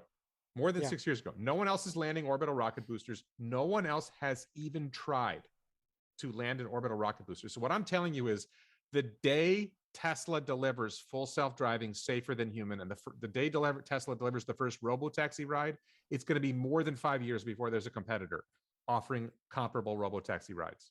Okay, let me take it back. I agree with you. Let me take it back. I agree with you. What I'm saying is, for your specific case, for your pod car, if you had some limited use cases like Mark is doing with this robo valet thing, if you did a different stack of AI and you didn't have full self-driving, but basically it's a limited case anyway. You're delivering something, you're going from A to B, you know the navigation, you know the routes. I think those technologies will be ready and will be useful by a lot of companies. I will tell you the use cases that I have in mind are a really good example is, well, number one is the Boring Company tunnel system. Right? The Boring Company tunnel system would be great because you would actually double the bandwidth of the system because they could go parallel in the tunnels, right? And then the big bottleneck in the Boring Company tunnel system, from what I've seen, is actually the stations. And the cars take up a certain amount of space in the stations. You need bays that are a certain size. Because my pod car is so much smaller. Sorry. Because my pod car is so much smaller, the bays are smaller and you can squeeze more vehicles in. So if here's the interesting question we don't know. In a Boring Company tunnel system, will the average vehicle have one person in it or more than one person in it? I think that most of the vehicles will have only one person in them. So a single passenger vehicle is optimal for the Boring Company tunnel system. But the other use case that I'm thinking of is, let's say, the Dominican Republic. The Dominican Republic has one of the highest traffic fatality rates in the world. Drunk drivers killing pedestrians, 4 people on a moped, all kinds of crazy stuff. If you can deliver a relatively safe, doesn't have to be as safe, right, as a Tesla Model 3 with full-on robotaxi. And that's why your argument might make sense in this context, right? If we can deliver a safer ride that gets the drunk drivers out of their cars and into robotaxis and gets people to ride in it'll be safer than a motorcycle, right? If we can get that going and we can reduce the traffic fatality rate in the Dominican Republic, we do a trial in the Dominican Republic's biggest city, and maybe we save 100 lives a year. Number one, I would feel really good about that. Right? Yeah. And number two, that would demonstrate the business model. So, and demonstrate a model that you could go to other countries and say, look, not only did we save people money and lower your energy consumption, but we saved 100 lives in the Dominican Republic. We'd like to save lives in your country too. It's going to be a big political hurdle to get this in any country, but getting it, and I'm not saying it will be the Dominican Republic, could be the Bahamas, could be Costa Rica. I don't know. We find a country that will let us demo it. We do a 100 vehicle demo that we lose money on, right? Just to demonstrate the system. And then the other problem is this: once we demonstrate a working business model, this is actually the biggest Achilles heel of this business idea. Once we demonstrate a working business model, there will be 100 companies in China making the same thing. Yeah. Because it's not, the intellectual property is not that special, right? It's a 4-wheeled small vehicle with electric vehicle. What's special about it? We'll try to patent it. We'll try to make some progress on it, but it's going to be hard to protect the intellectual property. Wouldn't you also, I would assume that it would be able to accept multiple autonomous stacks on top of it. So say if Mobileye's ready, you can then upgrade it to something that's more advanced later. The idea is get the vehicle built, and hopefully we can license it from Tesla and work out a reasonable terms. But there's Comma.ai, there's Mobileye, there's Waymo, whatever. If somebody has a working system we can use, we'll use it. But the one I have confidence in is Tesla. I don't have confidence I agree. in anybody Tesla's else. Even the Arcimoto one, right? Thing. Arcimoto doesn't have their own self-driving setup. They're not making anything themselves. They have that. They're partnering with that. What was the company that they had the demos? Faction.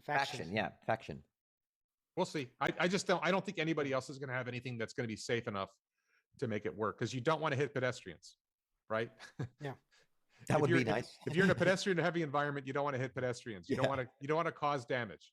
So we'll see. Well, I think we'll get there. And actually having conversations like this motivates me more, that I got to get off my butt and get the retainer agreement signed. And I will say that, like, there's always like cash flow issues. Like there's times when I feel cash poor, and right now I don't feel cash poor. So I'm a little more ready to spend the money on the retainer agreement. So I'm probably going to go ahead and do it. I've been thinking it's going to happen this week or next week. That I you should open source this to, honestly, open source it to YouTube and your audience, build a business out of it where the whole community is involved. Oh, I used Upwork to find the engineering. And I mean, investors like us and people watching your channel can invest in your. So let me address that too. So I concocted a plan for capital. So the original idea was I was going to self-fund, and I'd still self-funding for now. I've talked to a couple of friends, and I think I may start with an advisory board, like bring on like 3 or 4 investors who I trust tremendously and who also have great resumes, right? And they invest, let's say $10,000 a piece. I'm making up the number. They actually don't have to invest at all. And then the next round is, because I have an email list of 1,500 potential investors. I have my YouTube channel. I have my Patreon supporters. I have my local supporters. So I have thousands of people I can go to and try to raise money from. That the next round is raise $50,000 from, say, 5 more strategic investors. Right now we have $250,000, and that allows us to actually do the second round of engineering. Right, the first round is just let's make a prototype, and the second round is we raise, let's say, $250,000, and we do a second round of engineering where we pay a couple of engineers full time. I don't know full time, but we full time for 6 months. So let's really hammer out a much better. I have the first round engineering, and I've decided the center of gravity is a little higher than I want it to be. And I have a vision for how to get the center of gravity lower. Right now, the rider sits on top of the battery pack. I'm thinking we make the vehicle 4 feet wide instead of 3 feet wide. We have 2 rows of batteries instead of 1 row of batteries, and the rider actually sits between the batteries. Right. And that lowers the riders. The rider is the problem with the center of gravity. The rider is a significant portion of the weight, and the rider's up too high the way I have it designed. So I want to get the rider lower and get the batteries a little lower. So the second round of engineering is going to cost, let's say, $250,000. And then once we have the second prototype, we do a crowdfunding round where we raised $5 million, which Boxable, you're probably familiar with Boxable. They raised $5 million in a crowdfunding round. We raised $5 million in a crowdfunding round. And now we can actually start producing vehicles, right? And the beauty is, if we get the cost of producing the vehicles down to $1,000 a piece, right? Well, you can make 100 of them for $100,000.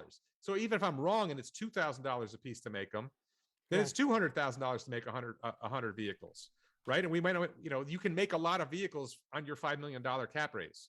Yeah. And then the challenge is, can we go find that market? Can we go to the Bahamas? Can we go to the Dominican Republic? Can we go to Costa Rica? Can we go to the Boring Company? Can we find somebody who's willing to let us do a demo run of our 100 vehicle fleet? Well, if you need somebody to go vet those areas, to go check out the Bahamas. Well, because I live, the Bahamas is like 40 miles from me. It's so close. I live in Florida. From West Palm Beach, there's a casino boat ride over to the Bahamas. I mean, I can get to the Bahamas really easy from here, and Dominican Republic isn't that far. I can get to the Caribbean very easily from Florida, so that's why I tend to think of the Caribbean. But Costa Rica is a 2-hour flight, whatever. I can go a lot of places, and I'm willing to travel.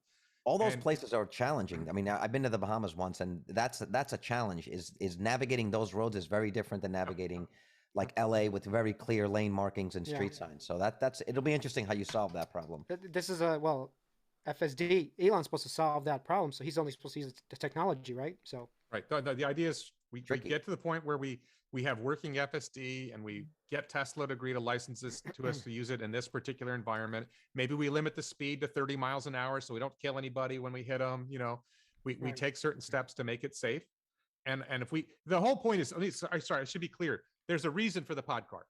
Okay. The reason for the pod car is Tesla is accelerating the transition to sustainable energy, but they're going from the top down. They started with really wealthy people with the Roadster and the Model S and the Model X, and they've gotten it down to the Y and the 3. And somewhere in the future, they're going to get to this robo-taxi model that's going to deliver rides for $1 a mile, 50 cents a mile, 25 cents a mile. There's this guy, Sanjay. It's a fictional character, Sanjay. He lives in India. Okay. And he's a bookkeeper for a mid-sized company, and he lives on like $2,500 a year. 3 times a year, he travels 100 miles to visit his family out some village, right? Can I save that guy $20 on that ride and make it safer and more convenient than what he's got now? If I can save that guy $20 on that ride, a guy who lives on $2,500 a year, that's like for you and me, saving $20 on a ride for 100 miles, that's not necessarily a big deal. But for that guy, it's a big deal. There's 1 billion of that guy, right? The market and so if Tesla can deliver robo-taxi rides in a Model 3 for, say, 25 cents a mile, I think I could deliver rides in this pod car for 5 cents a mile. And that accelerates the transition to sustainable energy to a huge share of the world's population that mostly isn't in the United States, that mostly isn't in the wealthy world. It's in the poorer countries. I talked to a guy from Brazil. I had a neighbor from Brazil. I was talking about this idea. He says, oh, that would go great in Brazil, right? I don't know whether he's right or not, right? But Brazil isn't necessarily as poor as some other countries, but can you deliver this to hundreds of millions of people who don't have as much? Not the guy living in the ghetto who has no job, right? Who's picking garbage out of landfills, right? But the guy who makes 2,000 a year, 1,000, 5,000 a year, can I save that guy $20 here, $20 there? That guy values that $20, right? And he's already riding in rides that you and I would consider relatively unsafe and not comfortable. But can I deliver him a slightly more comfortable and significantly safer and significantly cheaper ride than he's getting now? I think that's the goal. And it's not, do I want to make money? Sure. The vision isn't Warren becomes a billionaire. The vision is, really? I don't mind. I don't mind if Warren becomes a billionaire. It's just saying that's not necessarily the focus. The focus is, can I accelerate the transition to sustainable energy for the world's lower middle class? Right. Well, here's a question. That's somebody that's not going to be reached for a while. I'm not sure. Obviously, Arcimoto can get their platform down to enough of a level. That's why you're doing this, right? Because $1,000 for you to build your vehicle, as opposed to Arcimoto, even when they get it down, let's say at scale, $5,000. Yeah, I think we have 44 parts. Some of them are repeated, right? But we have 40. I think we have 44 parts in the design. I mean, it's that crazy, and maybe it ends up being 100 parts, right? But a typical car has 10,000 parts. Can we make it really ultra simple? Can we make it really, really cheap to build? Can we make it really, really efficient to operate? And there'll be compromises, and we won't achieve all the goals, right? But can we get close? Because if we target operating cost of all in operating cost of we call total cost of ownership of a penny a mile. If we end up at 2 or 3 cents a mile, we still got somewhere. Right. So that's it. All right. So gentlemen, I'm going to say to the audience first, I don't know if you have any last comments on the pod car idea. We're good. Okay, so I look forward to updates. Okay, so for the audience, I just want to say, please check out the Freelancer Finance channel on YouTube. There's a link to it in the description below. I want to thank Vitaly and Carlos for speaking with me today. This video ended up a lot longer than I wish that we were. This is what happens every time. This 2.5 hours, baby. Yeah. But I will say, watch their channel. Listen to these two guys engage in conversation about whatever they talk about. Is fascinating. It's fun to watch. They're worth a listen. They're worth a view. So please check them out and maybe subscribe. And of course, please subscribe to my channel. Please support me on Patreon. Check out the t-shirts at elonbits.com. Thanks everyone for watching.